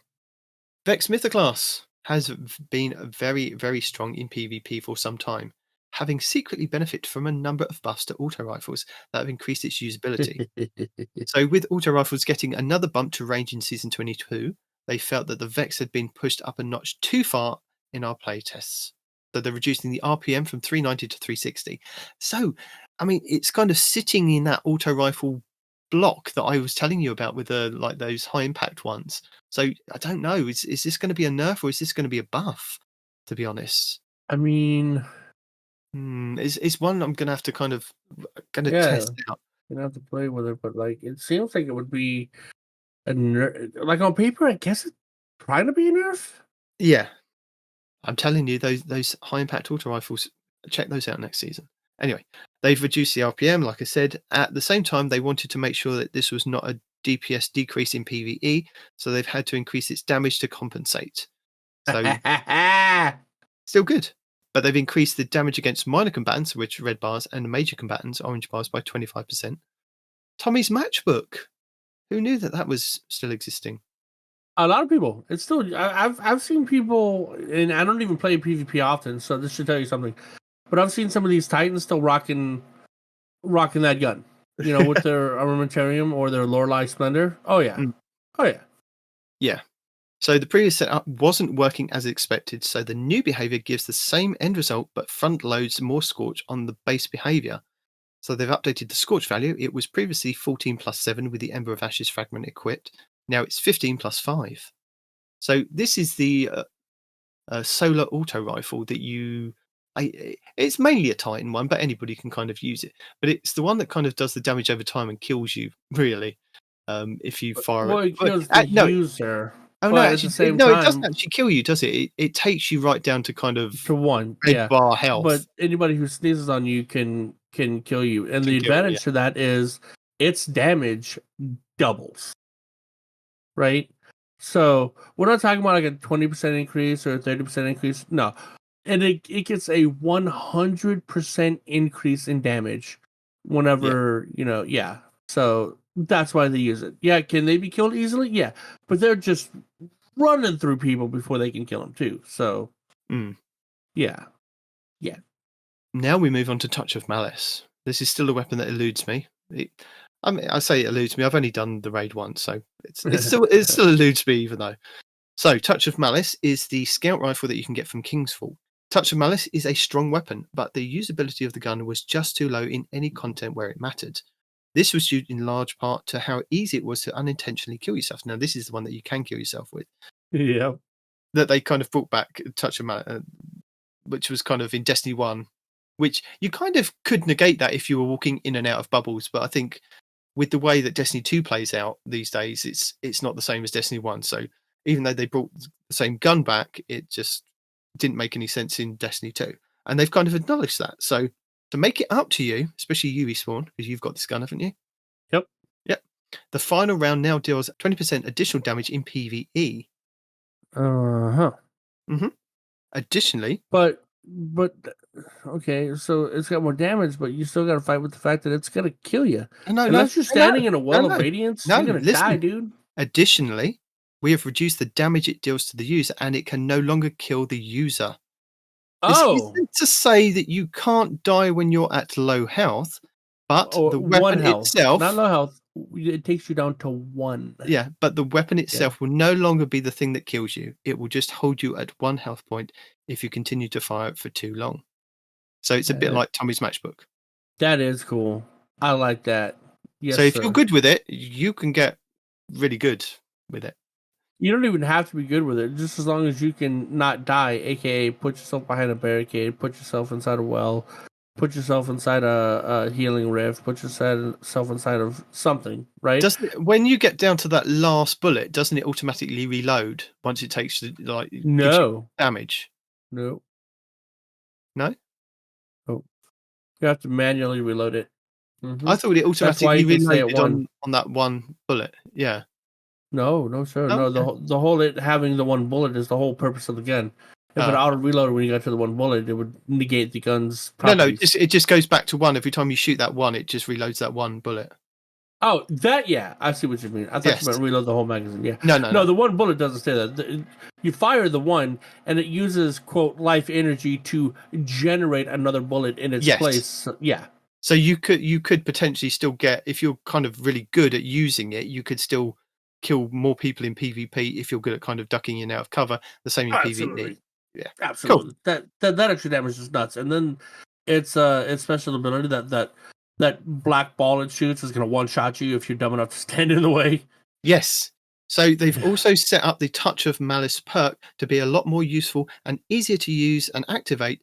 So that they fixed the Ball of Darkness to correctly deal arc damage, blinding PvE combatants. So they've increased your final round damage in PvE by 20%. They've decreased the self damage from the final round from 10 to 7. The final round now no longer kills you. They've increased the health awarded by Touch of Malice perk 30 to 75. They set up the Touch of Malice to work like an unrelenting. So Guardians and major combatants give more points towards activation. And they've increased the time allowed between kills, and the Ball of Darkness now appropriately deals arc damage and will blind combatants and stun unstoppable champions. Very the nice. Champions called the blinding combatants. So it's already pretty dangerous in PvP as long as you don't get the one shot on you, but to also blind people, it just makes it so much easier to kill a whole group of people with that gun, man. Next, we have Malfeasance. Malfeasance does a lot, and they wanted to make sure that you knew when you were getting the effects of the catalyst. So they fixed an issue where the Vorpal weapon catalyst wasn't displaying the stat. There you go. Nice. And for those of you that don't know, the Malfeasance is a hand cannon with a 15-round magazine, and every 5 or 20 rounds, right? I think it's 20. Every fifth round does extra damage. But the magazine size is either 15 or 20. It's a multiple of 5, right? 14. And every 5 rounds, 14. No, it's not 14. Yeah, Destiny Item Manager says 14. Destiny Item Manager is lying because it's a multiple of 5. I promise you. Okay. I thought it was 15, but Destiny Item Manager says 14. It's absolutely a multiple of 5. So it's either 15 or 20, right? Anyway, unless they've changed the magazine size, which would be ridiculous, but hold off on that. The point is every 5 rounds, all the rounds that you've shot detonate and deal a lot of damage. Now, here's the cool part for those of you that don't know. If more than one person has the Malfeasance, you do detonate each other's rounds. So if person A fired 3, person B fired 2, that's 5. And they will detonate. So the more people using the Malfeasance, the more detonations that occur, the more damage that gets done. And insult to injury, it does significant additional damage to taken enemies. So, yeah, if you don't have a Malfeasance or you haven't had the pleasure of using a Malfeasance, it's a gun you should at least play with. Get a couple of friends, go into a strike or a raid that has a lot of taken enemies, and Malfeasance is going to do work. And if you're a hunter, pair it with Lucky Pants, dear God. It also does good work in Crucible as well. Yes, it does. Yes. So. But one weapon that isn't going to be doing well in Crucible for much longer is the Cloud Strike. Yay! So Cloud Strike has been a very strong weapon flying under the radar for quite some time. Well, unless you're unless you're a cool guy or true Vanguard, you know about this weapon. Recently, it has become more prevalent, but getting killed by the explosion because you're semi-nearby a teammate and you chose the wrong lane to peek feels very bad. So that always happens to me. It's never me, honestly, never me. And it's not even like a distance that you think would be like you think you're far enough away. Yeah, but no, you're not. You still die. It's the range on it, and well, for now apparently it's about to get nerfed. But the range on it for now and the damage it does to you for being like a casualty, let's call it, yeah, is nutty. I get dude. it. I get it. I mean, but surely that should be more of a PvE thing. I mean, if you're standing on, no, it was originally for PvE, and people wanted it to be good. We've tried using it on so many bosses, so many raid bosses, so many strike bosses. It's just not good, you know. And then we used to pair it with what you call it's the trace rifle that debuffs the target. Divinity. Thank you. You used to pair it with Divinity, thinking that you hit more strikes, you get more lightning strikes. But it didn't work with Divinity. I think it still doesn't. Like Divinity's crit bubble doesn't proc Cloud Strike's lightning, or it didn't. So I mean, Cloud Strike has just been on paper. It looked so good, and everybody wanted it so bad. And we tried it like I said, on so many bosses, but it just underperforms. And then surprisingly, in PvP, is where this thing took off. It's like, so you're telling me if I shoot him in the head, his whole team dies. No matter where they are on the map. I love it. Yeah, so they've reduced the lethal kill distance of the lightning strike against players. Good. Wicked Implement. They took a conservative... Just the distance? Is that it? No damage? Oh, wow. Just that. Wicked Implement. They took a conservative approach with this scout rifle out of the gate, and they wanted to avoid creating a lousy experience for those on the receiving end of long-range primary weapons, with the ability to slow targets in PvP. Now that it's spent some time in the live game, they can give it its intrinsic perk more uptime by making it easier to keep activated. We've also improved its utility by providing more of opportunities to generate stasis shards, with Headstone added to the catalyst and the ability to create tracking shards from destroying stasis crystals. So you can keep your mag full and your powered melee up more easily. Shard generation will continue to have a brief cooldown, as with other shard sources. So the timing window for creeping attrition has been increased from 3.5 seconds to 4.5. You can now also activate Tithering Harvest by destroying stasis crystals, and the Wicked Implement Exotic Catalyst now includes Headstone perk. Are you excited about that? Is this one you're going to be? No? Okay. I've never used it, so I don't really have an opinion. It might be one to use next season. Sure. So we have some changes to perks. Bipod, they've reduced the damage penalty from 40% to 25%. So this is the one that loads 2 rockets, isn't it? Bipod. And yes. Whereas I think they kind of tried to mitigate the fact that if you had 2 rockets, you did 40% less damage. Now it's down to 25%. So you do more damage, which is cool. Envious Assassin. Big buff to that perk. Envious Assassin, this is already a strong perk, but the mental overhead of remembering to swap out your weapon before the invisible time limit expired, combined with it no longer working once your magazine was overflowed by any amount. There is no longer a time limit after kills within which you must activate the perk or get another kill, and the perk will now activate even if the magazine is overflowed. It will stop activating once you hit maximum magazine size of 2.5 times or greater. And the enhanced Envious Assassin now provides a fraction more ammo per kill instead of a longer window of the time after a kill. Cool. Not sure about using that one, but yeah. I never did like Envious Assassin. You like it? No, I never did. I didn't. You might like it now. Well, they call it a strong perk, but it depends on how many people you kill with a different gun, And I didn't like that. I like the one where the kills I get with this gun give me more bullets in my magazine. You know what I mean? Yeah. Yeah. I never liked it.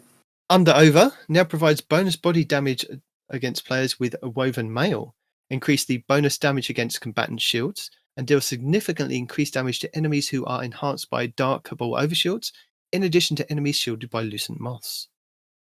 And Under Pressure is next. Under Pressure is going to be on the chopping block, as it has long been a perk that offers a lot of upside rewards for comparatively little risk in PvP. It's often triggered neutrally during combat and sees nearly 100% uptime on special ammo weapons. It is especially poignant on fusion rifles. As such, we have reduced the maximum accuracy bonus that can be granted by Under Pressure, whilst allowing it to retain the full strength of the stability bonus. So to reduce the maximum accuracy cone scaler from 0.5 to 0.75. There you go. You take that. Take that. Take that. Stick and it in your party. pipe and smoke it. But Shoot to Loot. It seems a shame that the pairing of Shoot to Loot with a perk like Explosive Payload and Kinetic Tremors didn't allow the splash damage to interact with orbs collecting. So they've done some custom tuning behind the scenes to make it happen. We've also removed an unintentional interaction that allows Shoot to Loot to continuously grant ammo to overflowed magazines without actually consuming the ammo brick on the ground. Explosive damage now interacts with orbs of power. Cool. Valiant Charge. This perk now deactivates as intended after the initial sword swing. Ambush. There was a certain unintended damage impulse that were causing the Ambush origin trait to deactivate. So we've excluded those from the list of potential triggers. So it no longer deactivates from healing, falling damage, or being shot by allies. How dare your allies shoot you to not trigger your ambush? Right. Explosive Light. There is no more free explosion damage. No! But don't worry, there are more than enough orbs of power to go around. So they fixed the bug where the enhanced version of the perk was also granting 2 stacks of the initial orb pickup. Yeah. So no. And Chill Clip. Chill Clip has been something of a must-have multi-tool, and it was a little too easy to deal with all 3 types of champions at once. We've made it slightly more difficult to get the full freeze effect, which should move it back to being closer in line with other perks options. So they've reduced the slow stacks from 60 to 40. What? And the Wolf Pack rounds no longer trigger this perk. Oh, that's BS. Yes. It's BS, man. There's no reason to do that. Yes, there is. They told you. No. It's not giving They've other given perks a a bad chance. reason. No. So there you go. There's all your weapon stuff. Apart from, do you want to craft or not craft? That is the question. There is questions and there's answers, because crafting is changing again. So weapon crafting is a large part of Destiny 2. Well, it is now because you've implemented it. So yeah. And with a new season on the horizon, we've got a few things to look forward to. From changing how weapons progress works to overall crafting economy changes, here is a brief overview of what types of changes are coming down the pipeline for Season 22. So we're less than a week away from this. So while they like you to play with Shirochi and level up your weapons, it's not really ideal. But instead of nerfing that, you can still go and do that. You're fine. You can still go and play with Shirochi and level up your weapons. They're also adding a currency-driven method of directly advancing a weapon level instead. So if you want to pay with Glimmer and I Shards, can pay to level my weapon up like D1? yeah, like the orb, yeah. You can do that, and we'll get to that in a second. But since the opportunity to get kills in PvP is far lower than what it is in PvE, they will be increasing the amount of progress earned by defeating Guardians in PvP activities beginning in Season 22. Yay, because you literally got nothing for getting kills in PvP. They're also boosting activity completion progress across several activity types, including Crucible, Trials of Osiris, Dares of Eternity, Wellspring, Gambit, and Platinum score completions of Legend and Master solo lost sectors. Legend and Master solo lost sectors. So you can't go in there with your friends and think you're going to be leveling up your weapons solo. They're also adding the capability for progress that exceeds the current level to roll over to the next level. So this was an issue that had been prominent, and people have been talking about it for a while, that it seemed to be that you could be playing a Crucible match and you could go into a Crucible match that say 99% progress on one of your levels on your weapon. Right. When you got to the end of that Crucible match, it would only give you 1%, and it wouldn't kind of tick over the 13-14% extra onto the next level, it would only give you that 1%. So Mm. there had been an issue with that. And they said it was in key part to the Revision 0 API mishap that occurred in Season of Seraph. So because of the gremlins in the system, they weren't able to kind of get that past that extra 1%. So they've been able to kind of roll out the change to that. So that's good. So it will now kind of tick over to whatever percentage it is that they deem for Crucible, Gambit, Strikes, blah, blah, blah. Right. Also, to round out the weapons progress changes, they're also adding the capability to directly increase the weapon through currency expenditure. So crafted and enhanced weapons will both receive a new mod slot in their weapon details, where you can spend glimmer and enhancement cores to boost the level of the weapon. This mod will increase the weapon's level directly, leaving your existing progress forward to the next level untouched. So that's good. So you'll still have a bar on your weapon that, if you're playing with it, will still do your level up, but then you can also buy extra levels, which is pretty cool. So you could, in theory, buy to the perks that you want to kind of use it in PvE or PvP, and then continue to use it to then unlock the enhanced perks, or just buy it all the way up to the enhanced perks if you've, rich with the economy. And with that, crafting economy changes. Another change that they're making is that the resonant and harmonic alloys will be depreciated as a requirement material and will no longer be obtainable during the dismantling starting in Season 22. So these are what are the harmonic? Are these the ones that you get from the raid? I can't remember if these. Harmonic alloys, I think, are used as currency for some. Not thinking of something else. The harmonic alloys is currency used in weapon shaping, can be obtained by dismantling legendary weapons from raids. So you don't need those now next season. Need what? When you dismantle a legendary raid weapon, you get a currency that you then can use to do your crafting with your raid weapon. Yeah, that's what you got to use to. Yeah, that's what you use to upgrade like the high level. Yes. Weapons, so you like won't, the high level legendaries and whatnot. You need that. You won't need that next season. Good. And unless the you're going to introduce another freaking currency in its place, in which case, not good. And the resonant alloys are the ones that you can get by obtaining. Can be obtained by dismantling legendary weapons. So those are the ones that kind of just look like a circle with a kind of like an Iron Man heart, kind of glowing orange. Yeah. And the other ones look like a flowery kind of orange flower thing. Yeah, those ones. Depreciated, you don't need them. Good. Apparently, there have been modifications to reward behaviors of weapons and the weapon patterns from Neomuna, and those changes haven't had the desired impact, and the weapon patterns remain elusive for some players. So in Season 22, they'll be making some additional changes to help tackle the scarcity problem. The Neomuna Weekly Pinnacle Story Mission Score Challenge will provide guaranteed Neomuna weapon pattern progress for the first time it's completed each week. The Neomuna Vendor Engram upgrade will increase the drop chance of a deep sight Neomuna weapon, and this is retroactive if you've already claimed the vendor upgrade. The Throne World Vendor Engram upgrades will also receive the same behavior for the Throne World deep sight weapons, and again, this will be retroactive.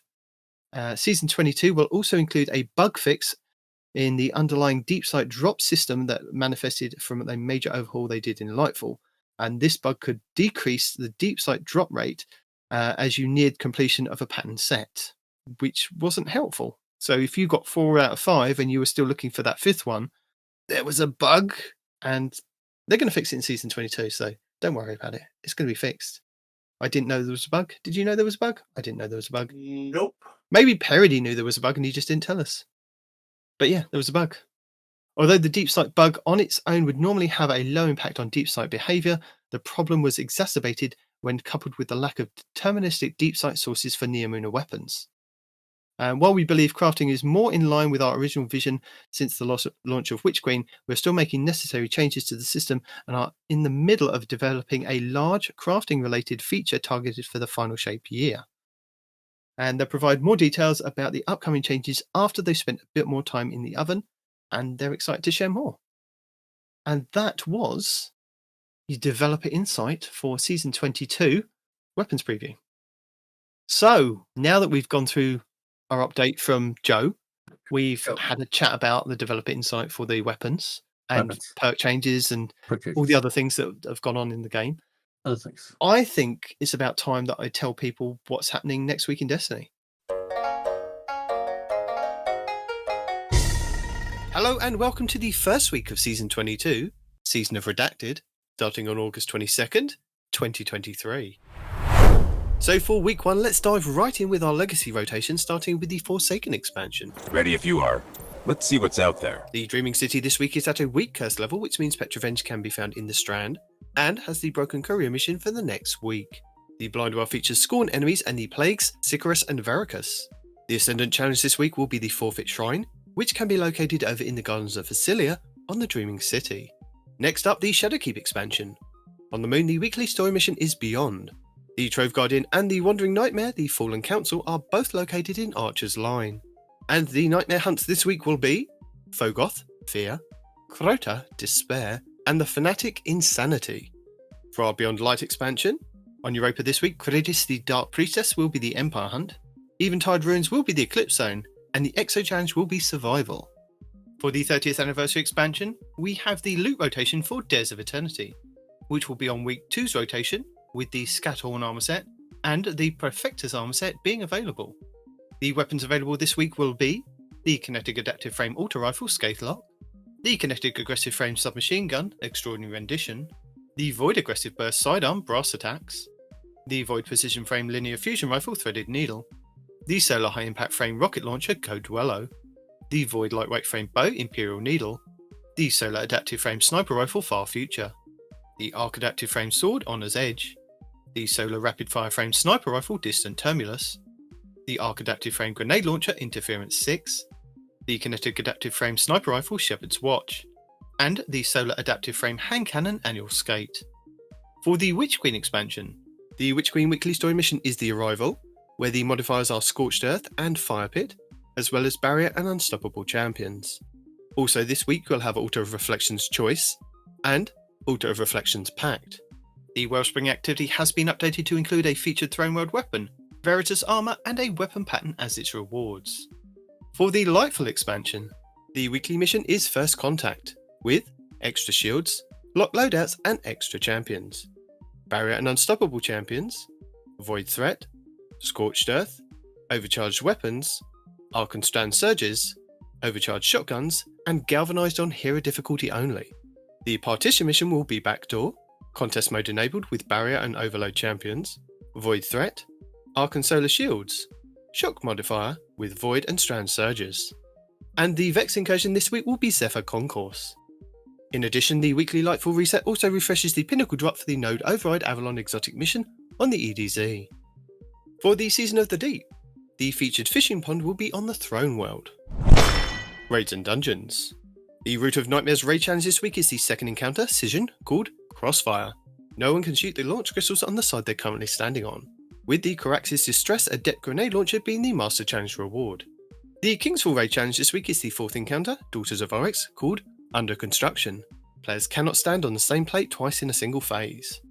The Vow the Disciple challenge this week is the third encounter, the Upender, called Defenses Down. This is where each player cannot kill more than one Taken Knight in total. The Vault of Glass challenge this week is the fifth encounter, Atheon, called Ensembler's Refrain. Each player teleported can only destroy one oracle in each spawn set. The Deepstone Crypt challenge this week is the first encounter, Crypt Security, called Red Rover.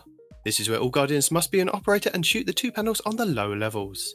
And the Garden of Salvation challenge this week is the third encounter, Consecrated Mind, called Staying Alive, where you must not kill the spawning Cyclopses in the first two rooms. Your pinnacle raid will be the Last Wish over on the Dreaming City, which means all challenges will be available for each encounter. These are the first encounter, Kali, called Summoning Ritual. Players must activate and cleanse all 9 plates, then kill all 9 knights and ogres before damaging Kali. The second encounter, Shirochi, called Witch. Guardians must not get hit or take damage from Shirochi's Arc Blast. The third encounter, Morgoth, called Forever Fight. Players must not kill the small ogres during the encounter. The fourth encounter, Vault, called Keep Out. Guardians must ensure that no Might of Riven Knights make it to the center chamber during the Vault fight. And the fifth encounter, Riven, called Strength of Memory, where Guardians must not shoot the same Riven Eye twice. Also, with the Last Wish being the featured raid, this does mean that you can farm the final boss for a chance at the exotic heavy fusion rifle 1000 Voices. The pinnacle dungeon for this week will be the Duality over on the Derelict Leviathan on the Moon. And our first exotic mission rotator of the season will be Presage, with the Dead Man's Tale exotic scout rifle being the main reward. Craftable weapons available from this mission include the Arc Adaptive Glaive Netherrex Whisper, the Stasis Aggressive Frame Rocket Launcher Bump in the Night, the Kinetic Precision Frame Scout Rifle Tears of Contrition, the Void Adaptive Frame Trace Rifle Hollow Denial, the Kinetic Precision Frame Auto Rifle Firefright, the Solar Lightweight Frame Shotgun Without Remorse, the Kinetic Adaptive Frame Hand Cannon Stringer, the Solar Sidearm Drang Baroque, the Solar Adaptive Frame Sniper Beloved, and the Solar Submachine Gun Callus Mini Tool, with the Eidolon Pursuant Armor Set. Next up, Challenges. As this is a new season, the challenges and Eververse won't be available until the season goes live in game. So stay tuned to this channel for the updated Week 1 video for any missed information. Hello! Also, with this being a new season, we will have a legendary Lost Sector shake-up, meaning we won't know the order of the Lost Sectors until we've had a full rotation. But as a reminder, your daily Lost Sector will show your flag outside, which will give you details of threats, shields, champions, and exotic armor you'll find inside. But if you're new to the game or using an alternate character and can't find the flag outside, you will have to run through the Lost Sector normally to have it show up on your map as a Legend/Master, which you can either do solo or with a fire team, but you will only be able to earn a chance at the exotic drop when completing solo. Lead the way. Our first featured Nightfall of the season will see us face off against Alakul in the Lightblade over on the Throne World, where you have a chance to get a pinnacle engram if you complete the Nightfall with a score of 200k or more. This Nightfall will require you to own the Witch Queen expansion. You will be able to earn high-end gear for your characters, including the Nightfall featured weapon, exotic gear, enhancement cores, enhancement prisms, ascendant shards, and adept Nightfall ciphers. The higher the Nightfall difficulty, the more common the drop will be, with the featured weapon and exotic gear being uncommon at hero difficulty to being common with ascendant shards in Grandmasters. Legend and lower Nightfalls will have 8 barrier, 2 unstoppable, and 7 lucent champions, with 6 solar and 12 arc shields. Masters and GMs will have 12 barrier, 3 unstoppable, and 7 lucent champions, with 6 solar and 8 arc shields. Your Nightfall modifiers are hero difficulty, maximum effective level 1765, matchmaking is available, enemies have extra shields, champions foe, you will face barrier, unstoppable, and lucent champions. You can either use intrinsic exotics, use a subclass debuff, or unlock anti-champion mods from the seasonal artifact. Arc Threat, 25% increase to incoming arc damage. Empath, enhanced radar, take increased damage from melee. Overcharge weapons. Weapons overcharged from the seasonal artifact are active in this activity. Kinetic weapons do increased damage when your subclass element matches an active surge. Arc Surge, 25% bonus to outgoing arc damage. An Elemental Surge, 25% bonus to an outgoing element's damage. Overcharge weapon, 25% bonus damage to a specific weapon type. Galvanized, combatants have more health and are more difficult to stun. Legend difficulty, maximum effective level 1815, includes all previous modifiers except Galvanized. No matchmaking. Equipment locked, you will be unable to change your equipment once the mission starts. Master difficulty, maximum effective level 1820, includes all previous modifiers except Galvanized. Champions mob, this difficulty adds more champion enemies. And Chafe, radar is disabled. 2 combat champions this season will have access to subclass counters as well as a choice of intrinsic anti-champion artifact mods, which are Anti-Barrier Auto Rifle, Anti-Barrier Bow, Unstoppable Scout Rifle, and Unstoppable Fusion. You also have exotic weapons and armor that can help with intrinsic mods as well. For Anti-Barrier, the Kinetic Bow Wishender, the Kinetic Linear Fusion Rifle Arbalest, the Kinetic Pulse Rifle Revision 0, the Solar Energy Hand Cannon Eriana's Vow, the Solar Heavy Sword the Lament, and the Titan Gauntlet's Second Chance, which gain a second charge of a shield throw melee, which becomes shield piercing and stuns barrier champions. And for Unstoppable, the Kinetic Fusion Rifle Bastion, the Kinetic Hand Cannon Malfeasance, the Kinetic Scout Rifle Touch of Malice, the Solar Energy Sidearm Devil's Ruin, the Void Heavy Bow Leviathan's Breath, and the Hunter Gauntlets Atheris's Embrace, which have a chance to stun unstoppable champions with their empowered weighted knife. Lord Shaxx brings Momentum Control to the Crucible for the first week of the season. Momentum Control is a 6v6 PvP mode which is a variation on the regular control mode, where every weapon is significantly higher in lethality, meaning that you can take out your opponents much faster than normal. Respawns are instant, and defeating enemy players in Momentum Control will grant faster regeneration on your melee, grenade, and super. Players get increased damage resistance when they activate a super, to help counteract that little bit of extra damage that the guns give out. The mode also has increased capture speed on points and radar is removed for every player. Achieve victory by capturing zones and defeating opponents. And Rift will be returning this week in the Relentless Crucible playlist. Rift is a 6v6 game mode that focuses heavily on objective-based gameplay and not just killing the enemy team. Instead of accruing points based on defeating enemies, players can score points by picking up the spark and dunking into their opponent's rift, which is near the enemy spawn. A team can either win by scoring 5 points before the opposing team can, by scoring 3 points without the enemy team getting a look in, or having more points when the time runs out. The spark spawns in the centre of the map and starts to charge after 6 seconds of the round starting, and becomes visible for all players on the map. After another 12 to 13 seconds, the spark is available for players to pick up, giving both teams approximately 20 seconds to fight over the spark before either side can pick it up. For 5 seconds after a player picks up the spark, they become marked on both teams' maps. After that, they're only marked on their own team's map unless they are in view of the enemy team. The carrier can only hold onto the spark for 1 minute and 15 seconds. After that, the spark detonates, killing the carrier and those around them before resetting. Should the carrier die in any way that isn't from the spark detonating, the spark drops at that location. If a player picks up the spark whilst in their super, they are immediately pulled out of their super. Furthermore, they will not gain any more super energy whilst holding the spark, and will be unable to use their super even if it is fully charged. If a player dies, they must wait 10 seconds before respawning, but their teammates can revive them during this time. This forces players to focus on teamwork to help push up on their enemies, but can also leave some players out of the game for an extended duration if their team can't or won't revive them. And making its way into the Crucible Labs for the first time this week will be the game mode Relic. Relic is a 6v6 PvP party mode where all players wreak havoc and destruction on their foes with a relic weapon. Relics include the Aegis Shield from Vault of Glass, the Synaptic Spear from Season of the Risen, and the Scythe from Season of the Haunted. Each player charges their personal relic energy by defeating opponents with their normal loadout. Upon reaching full charge, players can acquire the relic from the Relic Depot. Defeating relic holders and using relics to defeat opponents earns points for the team.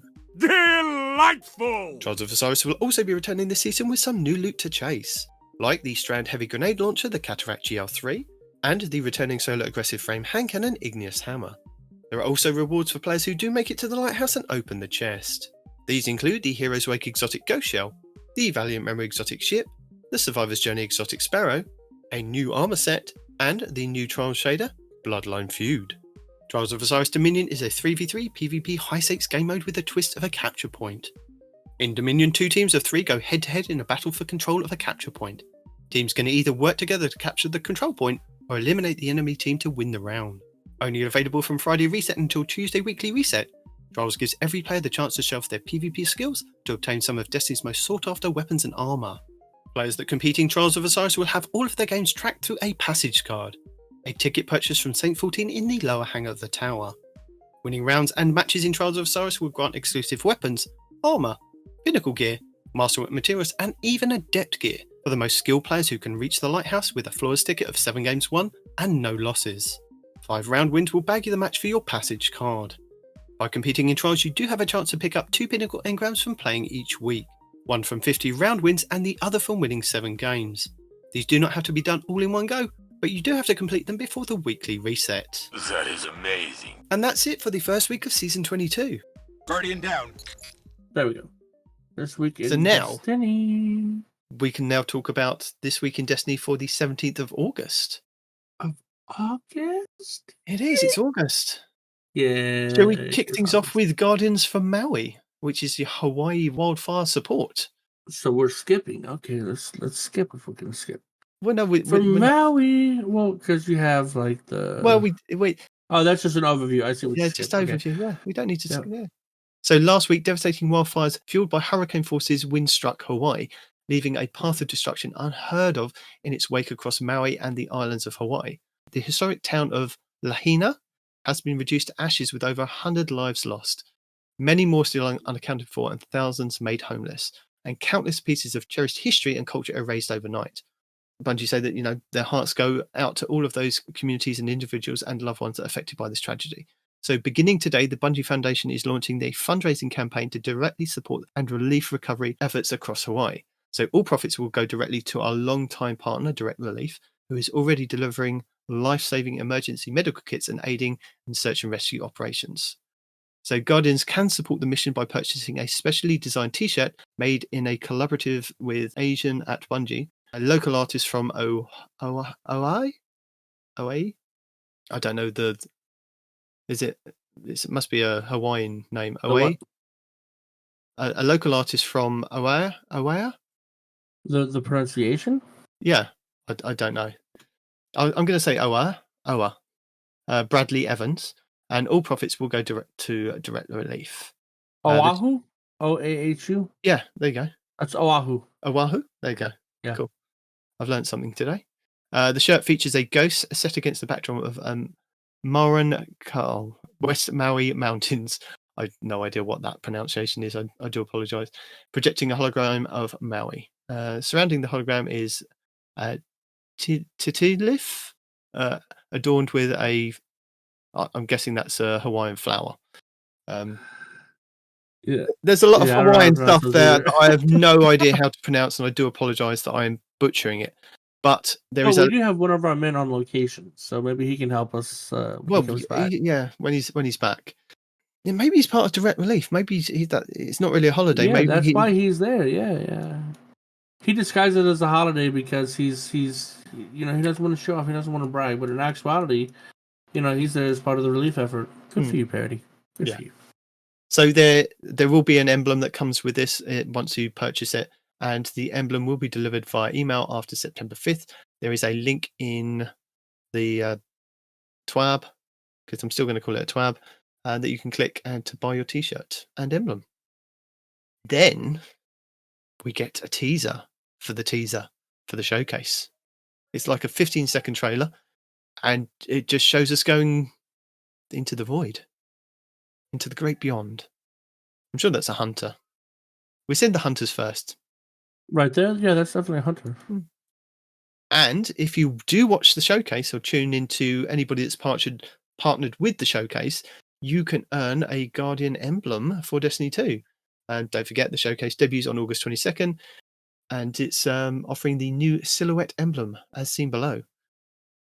Very Traveller-esque with pyramids and circles. To be eligible, first you will need to make sure that your Twitch account is linked with your Destiny 2 account in your Bungie.net profile. Then simply tune into any of the official Bungie Twitch channels. There are 9 channels in total for different languages on August 22nd from 9 a.m. PT to 11:30 PT. And watch at least 30 minutes of the showcase to get the sweet celebrity loot. For more information, please visit our Twitch Drops Help article. And as I was listening to the other DCP and that, they have selected other kind of people to be part of this. So if you tune into Miss 5000 Watts, or I think Fallout was another person that she mentioned, that if you tune into their channel, they're also offering, if you watch it along with them, you can get the emblem as well. So there are other places that you can kind of watch it to get the emblem, which is cool. Next, we have one heck of a ride, Guardians. All endings are beginnings, and as we inch closer to the conclusion of the epic Light and Dark saga that they've immersed throughout the years, here's a look back at the history thus far and the Guardians that have made Destiny community feel like home. From saying farewell to beloved characters to digging deep within ourselves to find the strength we never knew that was there, venturing into the history of Destiny and preparing for what lies ahead with this new Epic Moments trailer. So there's also that we will link in our show notes. Oh, and you can say hi to Amaru if you like. There's a nice little picture of Amaru having a chat with Ikora. But Season 22 pre-game edition, what you may have missed. So, Exotic Mission Rotator, a new home for exotic missions, which we do know about, which next week is the Presage. They have clarified that they will be starting with the Presage. We've gone over what's changing with abilities and armor and the weapons and the economy changes coming with the PvP, with respawn changes, competitive matches and more. The mid-August state of the game, which we kind of covered. New PvP map, security changes, seasonal structure and quality of life updates. So we've done that. K6. Yo! Looking back at our heroic defender of puppies and cheese. K6 stole our hearts in the original story of Destiny, and then crushed our souls later when his flourished exit stage left during the Forsaken expansion. Now that our sassy hero is seen on screen once more, we want to hear your favorite memories of the tower's resident funny guy. Dig deep into that nostalgia, friends, and share some of your favorite K6 moments in the journey leading up to the final shape. Was there something you'd love to hear old K talk about? A favorite quote? how about some creative cosplay or arcade fan art that would make Ace proud? Share it all by tagging an official Bungie channels and the @Destiny2 team account. We'll always take an excuse to rave about the man that has a motto we can all get behind. I mean, if Anexo says do it for the puppies, then you do it for the dang puppies, okay? Oh, and before you move on to some weapons talk, just one last question. For Cade, how's your sister? Now, can we move on? That was a great moment, right? I wouldn't say it's my favorite, but that was that. Oh, even on the way out, just get your rock off my map. Yeah. Funny guy, but serious at that point. Oh yeah, and then you stole Air's ship. I didn't steal. I borrowed, and then it blew up. But we've talked about the developer insight for the weapon, so we can skip over that because it was 6,000 words that we probably went a lot longer than 6,000 words because we did lots of talking. And we have a special delivery. We do. Did you know that? Another detail you'll note coming in Season 22 is a new special deliveries kiosk located at the tower. This new addition is an easy-to-access vendor that players can interact with when chatting up Master Raoul and Banshee 44. Deliveries you can expect to snag from this vendor include rewards like Bungie Foundation incentives and Twitch drops, Bungie rewards, digital deluxe and collector's edition loot, secret stash items, pre-order bonuses, and more. I didn't think secret stash was a thing now that Cade is gone. Oh, well, if he's coming back, maybe that comes back too. No, but the secret stash is something that you got if you purchase the collector's edition of Lightfall. If you go to Raoul in the tower, each season he gives you a kind of secret stash of stuff. Yeah. So they're just removing all the stuff that you could get with Amanda that they dumped on Rahul for that time period, and now it's just this is Robot Amanda. That's very rude. Just dumping it on her. I'm saying what it is. I'm sorry. Okay. Oh yeah, get those games. We're almost at the end of the season, which means there's a limited amount of time to run through anything you may need to wrap up before we arrive at the next part of the Destiny 2 story. Just like usual, reputation gains are active for the rituals all week. If you need a little help, just picture Shaxx yelling victoriously in your ear. Works every time. Now, Bungie, I say this every couple of times, don't I? And please, somebody at Bungie, please listen to me. When you put out that pop-up on a Friday of the week prior to say, this is what's happening next week in Destiny, when you say, oh, this is the Nightfall, these are the Crucible rotators, this is the dungeon, could you please, if you're going to have a double XP week or it's going to be something special in the game, I'm sure it doesn't take somebody a couple of seconds to write out that it's going to be double XP across all playlists next week. Because putting this in a TWAB on a Thursday of a week that I know we've like 2 or 3 days into it, people, may have already signed off, but they may still check out videos or see that pop up on a Friday via other means.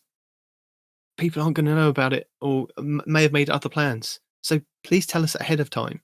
I mean, I roughly made other plans, wipe drags and the things we don't want to do. Yeah.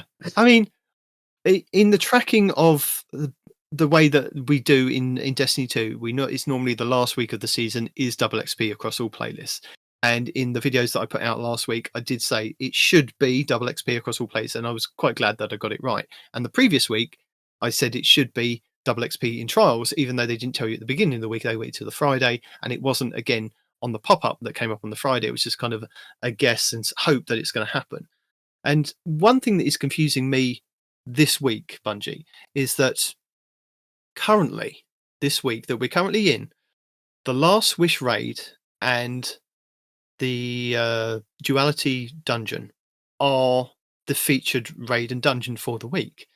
Now, on the pop-up that came out yesterday for what's happening next week in Destiny, it told us that the Lightblade, which is a strike that is available this season in the Grandmaster list, is going to be the first one that's playable in Season 22.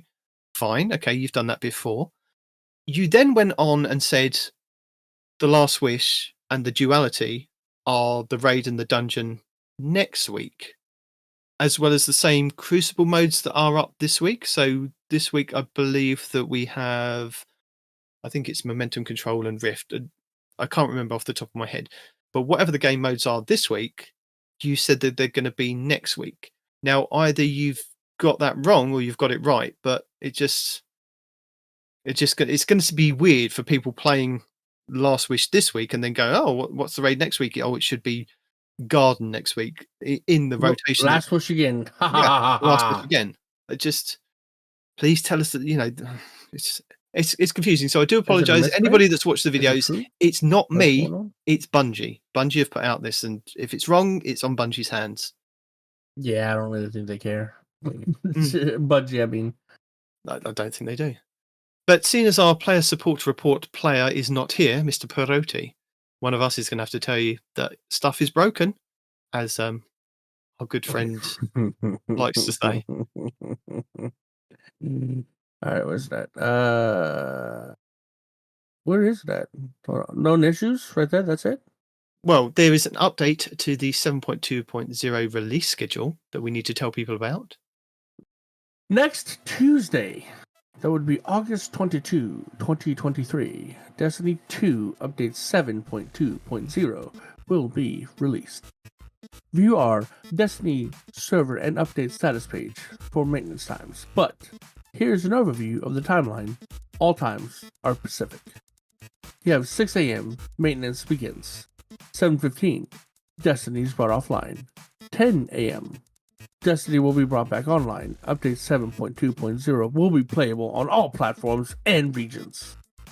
And at 11 a.m., Destiny 2 maintenance is scheduled to complete. For more information, please visit our Destiny server and update status help article. Yes. Last chance for Bungie rewards! So, for those of you that don't know, as the Season of the Deep ends, so does the ability to earn certain Bungie rewards. This is a link. Let's find out what it goes to. It goes to a blank page. That's excellent. Cool. Players looking to earn the following Bungie rewards should complete the associated in-game achievements before they're earned by deadlines by August 22, 2023. Here's the rewards page. Okay, what do we have here? Nothing is helpful there. Excellent. So, you have to complete your exotic angler pin set, Aquanaut title pin, Ghosts of the Deep dungeon pin, Ghosts of the Deep dungeon hoodie, and Ghoul dungeon title pin. So, if you don't have those done by August 20, 2023, you can get them! For specific earned by and purchased by deadlines for each item listed, please see the Bungie rewards page. And, last but not least, because it's not last, but it's pretty least, we have end of season reminders. As we approach the end of the Season of the Deep, players should make sure to claim all engrams and other rewards before the new season begins. Any rewards not claimed from non-seasonal vendors will be removed at the beginning of the next season. Players should ensure that they have collected any earned but unclaimed rewards from their previous season pass page for Season of the Defiance. Previous season pass rewards can only be claimed up to one season after includes. That's true!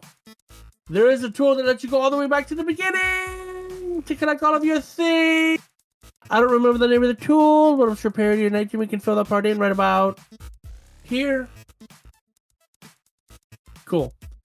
Previous season pass rewards can only be claimed towards the other. Nice. Once we transfer into season 22, August 22nd, 2023, and the previous season's pass page will be updated for Season of the Deep rewards. Yes, you that can't. Being said, you won't be able to collect anything from Season of Defiance. Right. Well, you can. There's a tool, like I was saying earlier. Well, I thought there was, but I can't remember off the top of my head. I think maybe that there absolutely is, and I've used it to go all the way back to Season 1 and collect like 80 items that I didn't know I hadn't collected on my Titan and my Warlock. But yeah, there's a tool that lets you go back way further. Oh, hold on. We have real-time update. Scratch Reflex says the extension tool that I was referring to no longer works. There you go. So, I take it back. You take. Or rather, I just exclude this whole thing from editing. Okay. Okay, we have known issues. While we continue to investigate various known issues, here's a list of the latest issues that were reported to us in our hashtag help forum. Certain honored centurions in the Gilded Precept Lost Sector are abnormally bright. Yeah, we knew about that one. Okay, Scratch Reflex says there's another workaround, but it requires a little more setup. Further details to come, maybe. The Compass Rose shotgun is missing from collections. It's not that you can't collect it, it's not even there. And the Lord of Wolves exotic shotgun is missing a hipfire reticule. Because why would you need it with the Lord of Wolves? For a full list of emergent issues in Destiny 2, check our known issues article. Players who observe other issues should report them to our hashtag help forum. Now, we have videos. We do. We have movies of the week. We have Art of Guardians the week. dressed as Barbie. We have art of the week. Oh, that's not bad. I It's, feel that Parody missed out on Hi Barbie as he's gone on holiday. That art though is pretty good. It's got it's a black and white hand drawing of Zavala in the middle, and on the right and left sides, it's got his previous voice actor and his new voice actor. So it shows the two voice actors who play Zavala, and Lance it and looks Keith. pretty good. Yeah. Yeah. There's another one with a Titan fishing. That's it, just a Titan fishing. Mhm. And that's yeah. it for our TWAB. Well, That is it. they're still pressing on with this Twids rubbish. But yeah, there's a couple more sleeps for us to go to the showcase. I'm really excited to sit down and watch that. It's on my calendar. I've told the family that they're not to disturb me. This is Destiny Day. Which means they absolutely Oh will yeah, disturb they you. absolutely were. But I told them it's on the calendar. They cannot disturb me. If it's on the calendar, that's my day. I'll pay for it in the days It means after nothing, that. but So yeah. yeah. Family's gonna bug you when family bugs you. I mean, my family's done. I do a podcast every Saturday. Does not stop them from kicking the door in and yelling all the time, does it? Nope. As of right now, I am able to go back to the Season of the Risen to claim rewards. Was originally Arrivals, but I claimed everything from it. Oh, okay. Is that with the old tool that doesn't work, or the new tool that you said needs further setup? And if it is the new tool that needs further setup, do you have a link, sir? That we could stick in our show notes. Yes, would much appreciate. There you go. Mr. Scratch Reflex is live reporting and giving us feedback on this link that we may be able to go back further than the one season. Which is always helpful. It is. But we'll see if he has that information. But while he's doing that, Bungie, yesterday, August 18th, dropped an artifact preview. So this is the perks that are going to be available in the artifact. So in Season 22, the Armor Team wants to push the boundaries of how seasonal artifacts can enable you to customize your playstyle every season, unlocking more moment-to-moment gameplay decisions and new build possibilities. Oh. So inspired by the success of Strand Tangles, the team worked hard to develop a new sandbox feature we've dubbed Elemental Orbs. A new set of artifact perks will allow players to create these orbs when they defeat enemies with arc, solar, or void weapons. Elemental orbs can be picked up by any player and thrown to create an elemental aligned explosion that jolts, scorches, or applies volatile depending on the elements of the orb. Certain perks deeper in the artifact also have variation behaviors that trigger off these orbs and strand tangles, including one that rewards you when allies steal or borrow the ones you made. Steal is a good word. They absolutely steal my stuff. 100%. So, next season we will have anti-barrier auto rifle, does what it says on the tin, arc and strand siphon combo. So these are the ones that like combine the arc and strand siphon mods into one. Thanatonk,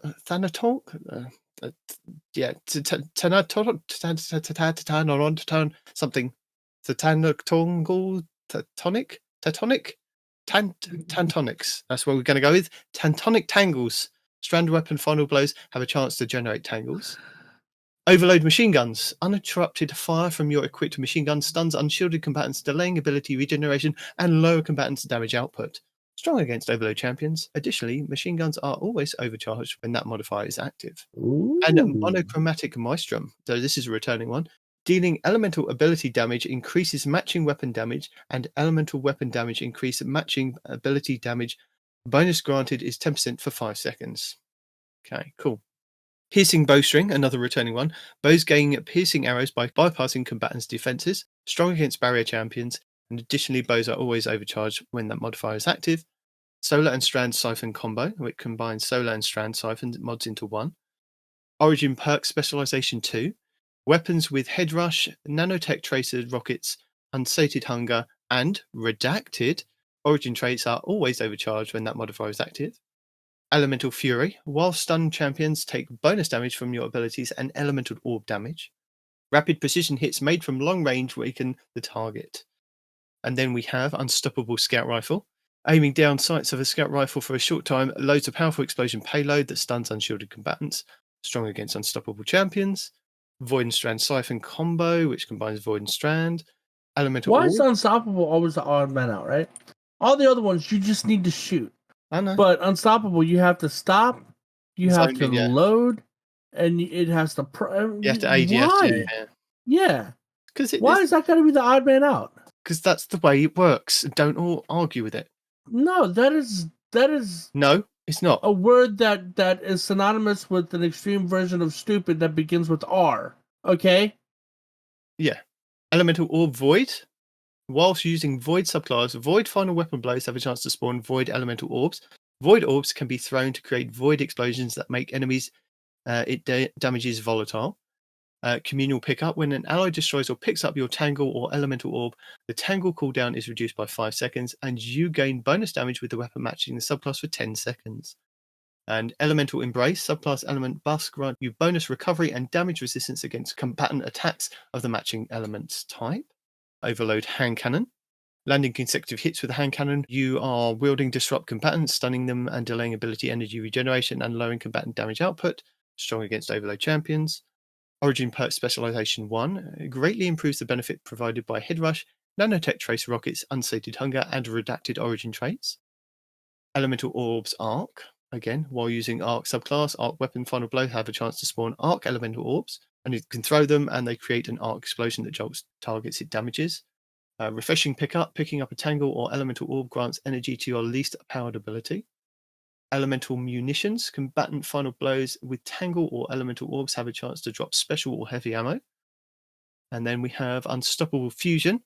Aiming down sights for a brief period with fusion rifles you're wielding, load a powerful explosion payload that stuns unshielded champions, strong against unstoppable champions. Diviner's Discount, all scavenger mods are discounted. Elemental Orbs Solar, so again, solar orbs and things with solar weapons and subclass equipped will create solar elemental orbs. When you throw them, they scorch targets, it damages. Semi-auto striker, if you have fewer than 2 stacks of armor charge, rapid precision shots with bows, snipers and scout rifles generate armor charge. And frenzied stacks, your armor charge grants bonus damage to your thrown tangles or elemental orbs. Your armor charge now decays over time. That's a lot of information this week. A smidge. You know what? That's because you combined it, though. Yeah, this is the whole week. This isn't just the squad. This is the whole week. You know what? I think next time that there's something like this, you and me go on holiday and leave him to do all of it. He'll just get someone else to help him out. Yeah. Or that just won't be an episode, probably. But saying that, I think that is practically the end of the show. I don't think we could cram any more information in there for you. You got your videos, tips, tricks. Well, I mean, there's only a couple of them that I've kind of thrown in as we've kind of gone along, like the Cool Guy one, and any of the trailer stuff, any of the stuff from Bungie. So go and check those out, because I'm not going to bombard you with builds and things that could possibly change for next season, or weapons that might be coming up next season. There's going to be plenty of stuff to dive into for next week. So I'll have quite a lot of videos to probably go over and watch next week. So I'm going to leave it at that with everything. I'm then going to hand it over to Parody from last week, because I'm sure he didn't send me the list of our patrons. So I'm going to hand it over to you, Parody, from last week to thank our patrons. If you too would like to get access to our secret Patreon Discord, or just say, I enjoy these guys talking at me about this game obsessively for hours and hours every single week, you too could go to patreon.com/TTAH. And you cannot threaten us with a good time like Zep Orbit can. You could join our Otter Dance Troupe as Mel O'Malley, BHS Nightcrawler, the Scarlet Cam, and the one and only T-Rex King, who I'm sure is sitting in the Twitch channel right now, being very thankful that Respawn is back to bring him all the live game, all the live podcast this week. You too could throw more grenades, like Carver 2782, Golden God 1562, Basically Salt, Zombie Pops, Renard Calant, or the one and only Noble, who is here with us this week. Not just throwing grenades, also throwing good opinions out at us. And finally, we have Deacon's Day 1 raid team that she is painstakingly prepared and put together, consisting of PP Pipe, Dimwee, the Drifters Driftwood, Space Coin, and Damn House. There you go. Also, we have a live reaction from one of our audience says he has a theory that sometime before the final shape, we're going to be back on Mercury to deal with Brother Vance stuff. So, Evil Vance. Yeah. Does he work for if Bob not, Vance? If not this coming season, then the next season before the final shape. So we'll see whether or not he's right. If he's got the inside scoop, if he's, the tarot cards have not misled him. Right? Yeah. Does he work for Bob Vance though? Do you? No, Brother Vance. Does he work for Bob Vance? Yeah, I got it. So yeah, I was about to say something, then I was just like, "You butthole." That is the end of the show. Thank you very much for tuning in and downloading and listening to us. And because you are here, there are many ways to listen to this fabulous show. And it's not just me and the amazing Respawn. There is normally a third wheel, and Parody does bring some stuff. Something. Yeah. Yeah. He brings the end of the show together. He corrals us. He tells you the Patreon stuff, and then he Right. gives you an outro. So I can't do the outro that well. So again, if I'm lazy, I'm just going to put his outro from last week in now. But because you're already here, you're listening to this, you know all the fabulous ways to actually get this in your ear holes, or watch us on YouTube and things like that. There's all the TikToks, there's the YouTubes, there's all the places because you're already here. But what you don't know, or what other people don't know, is they haven't heard us. So this is what we need you to do. This is like a pyramid scheme. To get out of the pyramid scheme, so to stop listening to us, you're not allowed to listen to us until you've got at least 10 listeners to listen to us. So this is your only way out of it. So you have to tell them what Parody tells you at the end of the show, where to find that, where you can find this fabulous show. So all the great places. So yeah, that's the only way to actually stop listening to us. You can't just kind of unsubscribe at any point. You have to get 10 other listeners before you are eligible to leave. And then I think if you stay for more than a year, you have to then get another 10, or maybe it goes up to 20 or 100. Oh, I forget the rules. There are rules, honestly. All right, guys, don't worry. He's scaring me too. It's not just you. All right, I'm not a part of this. You are. You've been here since day one. You're a part of this. Well, you can't get out of it.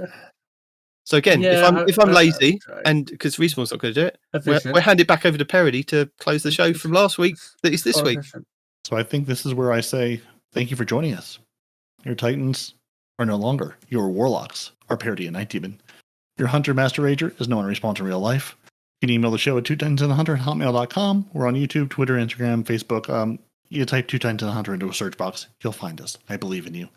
Or if not, 2titansandthehunter.com. That'll get you there. Follow us on YouTube for every new episode, weekly update, and live streams. What Shade of One has in store for you? You can follow us on TikTok, which exists. And I'm going to say search 2 Titans and the Hunter on TikTok, and you will find us. Because again, we are everywhere you want us to be.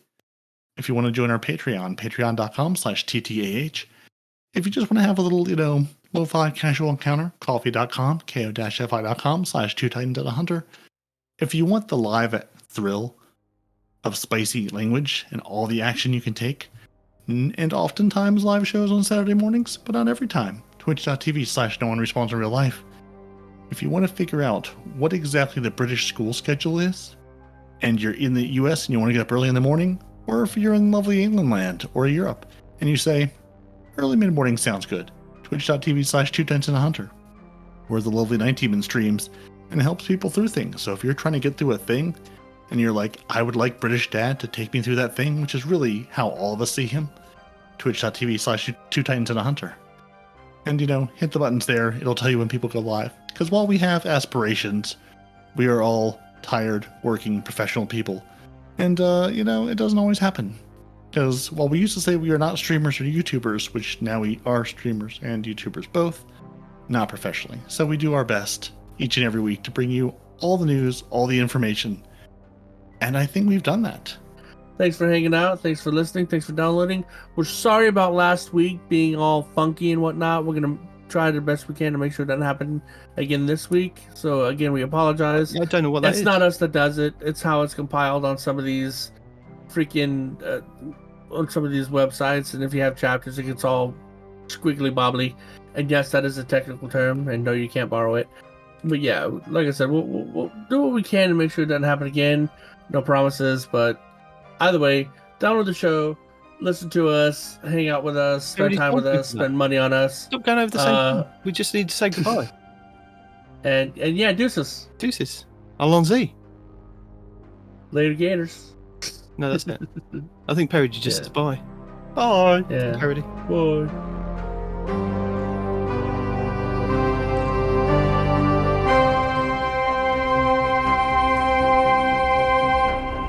Two Titans and a Hunter, a Destiny 2 podcast.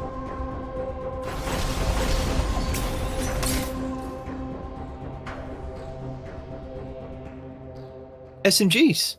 They've corrected a long-standing visual bug that prevented the RMP stat from displaying correctly. This does not change the actual RPM. RMP. Where's RMP? That's my dyslexia kicking in. So so it is RPM. Okay. Yeah. Okay. Oh, jeez.